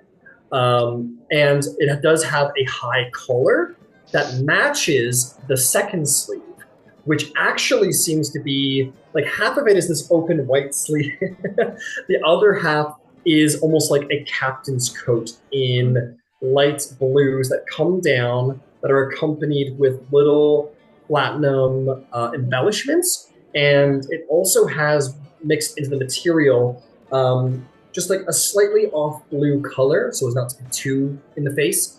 It has like these like little wave designs of the ocean all the way across. So it's almost like you're wearing half of a captain's cloak and have a high collar. The pants are almost like a single layer furl that comes down. It almost looks dress-like, but it is pants. And they do sort of puff outward as you would expect, sort of, a sailor's pants would, so that you don't get too hot. And it does, of course, have high knee leather boots that are cuff and do accompany the outfit. Oh, this is the nicest I'm going to look at my entire life. There's your outfit. This is the nicest I'm going to look at my entire life. Oh, that's so fancy! I'm so excited. There may be, if you look very closely into the bodice, especially in the whatever it's called of the jacket, you might see slight dragon motifs. Just they're very subtle, but if you're standing in front of someone, they would see it clearly. So in the platinum. So all of that bronze, all of that like copper is platinum. You might also notice that in the like actual coat side, the waves maybe just seem to kind of crash into themselves very slowly, very subtly. Again, you have to be looking closely to notice. It's very subtle, but it almost looks like the roiling waves of the sea. Guys, I want to live in these clothes. I want to live in them so bad. So that is Qiro's. Next. Ember. No, Nyx. Yeah. Nyx. Everyone just doesn't want to go next. Nyx. Oh, Yeah. Okay, you got called out, Nyx. All right. Nyx, you were trickier. I admit you were a little bit trickier, but I think I found something that fits what you asked for. So, it is masculine, as requested, but it does show off the elven form. It is a pretty much all white suit with a high popped collar. and it has this almost like crystalline. It's not a breastplate, but it's almost like this crystalline plate of like whirling icicles, maybe even sort of scale motifs that runs down the front of your chest. There almost seems to be like a small glowing light blue that sort of comes out from under the crystal like a beam of heart almost. And there are these like wide, crisp, crystalline, almost draconic looking sort of scaled like whooshes across the shoulder that kind of come up and sort of flare out the shoulder. And you do have pants, but there is a little bit of a train that does have dragon scales that kind of come up to kind of almost grasp at your legs like dragon moves. And of course, this crystal is platinum colored, of course. So let me show you that. This was a little trickier, but I hope it fits. It does do a little form fit. Oh, there that too. is fancy. A high neck as well. Yeah, so they give you that. I hope that's Love it. I hope that's to your liking. Good, excellent. Glad to hear that. And last but not least, Ember Van Zyl. You, my friend, have a pretty intricate outfit yourself. As requested, it has sort of that military, that almost like English military garb to it, so very formal. It does have a high-colored cloak over top of it, and the colors are red, black, brass colorations with black. So the shoulders kind of go out, giving you like a strong shoulder, and then it comes down to that nice draping cloak. There are designs, almost like draconic scale designs across the shoulders in platinum. The buttons down the front of the actual garb underneath are large platinum buttons. And right in the chest, right about here, it does become brass surrounding this excellent jewel that is, I think it's green, surprisingly. And it does have little motifs of the Changebringer around it. It isn't her profile like her usual holy symbol, but you've seen this coloration, Evandra's sort of golds with like little bits of green in there too, sort of emeraldy. And this kind of has that little sort of brooch motif there underneath the high collar. Thick leather belt comes down. Your coat sort of comes down to about just above knee height, and then the pants continue with high boots. So military, formal, strong, with brass and platinum. So I hope this is kind of what Oh, you're that's looking awesome. for. Excellent. Just imagine everything's platinum. all the metallics are platinum, and then the brooch has a brassy gold Avandra thing going on. Oh, killed So nice. it. Killed it. Guys, everyone's gonna want a piece of us. Like, I was they're gonna like, say, who we are look those good. people? Yeah, Nyx, you're not standing out. I mean, you are standing out. You're certainly standing out. Yeah, Unfortunately. Nyx, we might be standing out just a little bit, just a lot of it actually. To be We're clear, getting very hot, absolutely though. no one is going to. It's true. Absolutely no one is going to like overshadow Finch. No. Like they have wings. There's probably going to be singing. Like it's fine. But she did her best to try. They tried so hard. It's like no, you're going to be the center of attention whether you like it or not. Yeah. There would be notes with each of your things, little personal notes handwritten by Lindra. Nyx, yours says, "Sorry, darling. Tried to make you blend in, but I just couldn't help myself." There'll be a little thing for everybody. It says, "Yvain, we're looking forward to seeing you. I hope this is a good taste of the wardrobe to come." Qiro, it says, "I hope this feels sea captain enough for you." And Ember, it says, "For a soldier and for a wanderer." And all of them would also have a little thing in there which speaks of the enchantment. These are all technically considered outfits with a gleaming enchantment on them, which means that they will never get dirty. You Thank could God. throw a I was pile, you gonna could throw say. a bucket of mud on them, and it would just fall off and continue to be in perfect condition. Like they've been treated with that hydrophobic material. Yeah. Pretty much, yeah. You guys could like come out of the water Jason Momoa style, completely dry. Actually, Yvain needs a set like this for the adventuring clothes for when she's, neck deep inside of a monster of some sort. Oh. I gotta be clean if I'm being digested. Well, no, but if you when No, you're and she's chopping him up. Yeah. Chopping them up. Hell yeah. I'm just imagining you like basically processing a whole egg with your dress on. We're like, you mean it's not that it'll be there in 20 minutes. You can go change. um, if But you that want, means that save your pick. Oh, go ahead. that means I have to stop carrying the giant drum of Vaseline that is the usual protective coating. If any of you want, save the pictures. Yes. And I show already off next session because we will be having Finch back and a new player. Yay! We So- successfully wasted an entire session. We did Woohoo! it! And we did so productively.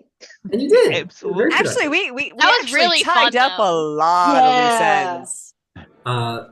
Actually, in fairness, Yvain, your offering to the Raven Queen, and yours too, Kira, actually lines up pretty perfectly with some stuff I had planned that was coming up soon. So that was kind of good, unintentionally good timing.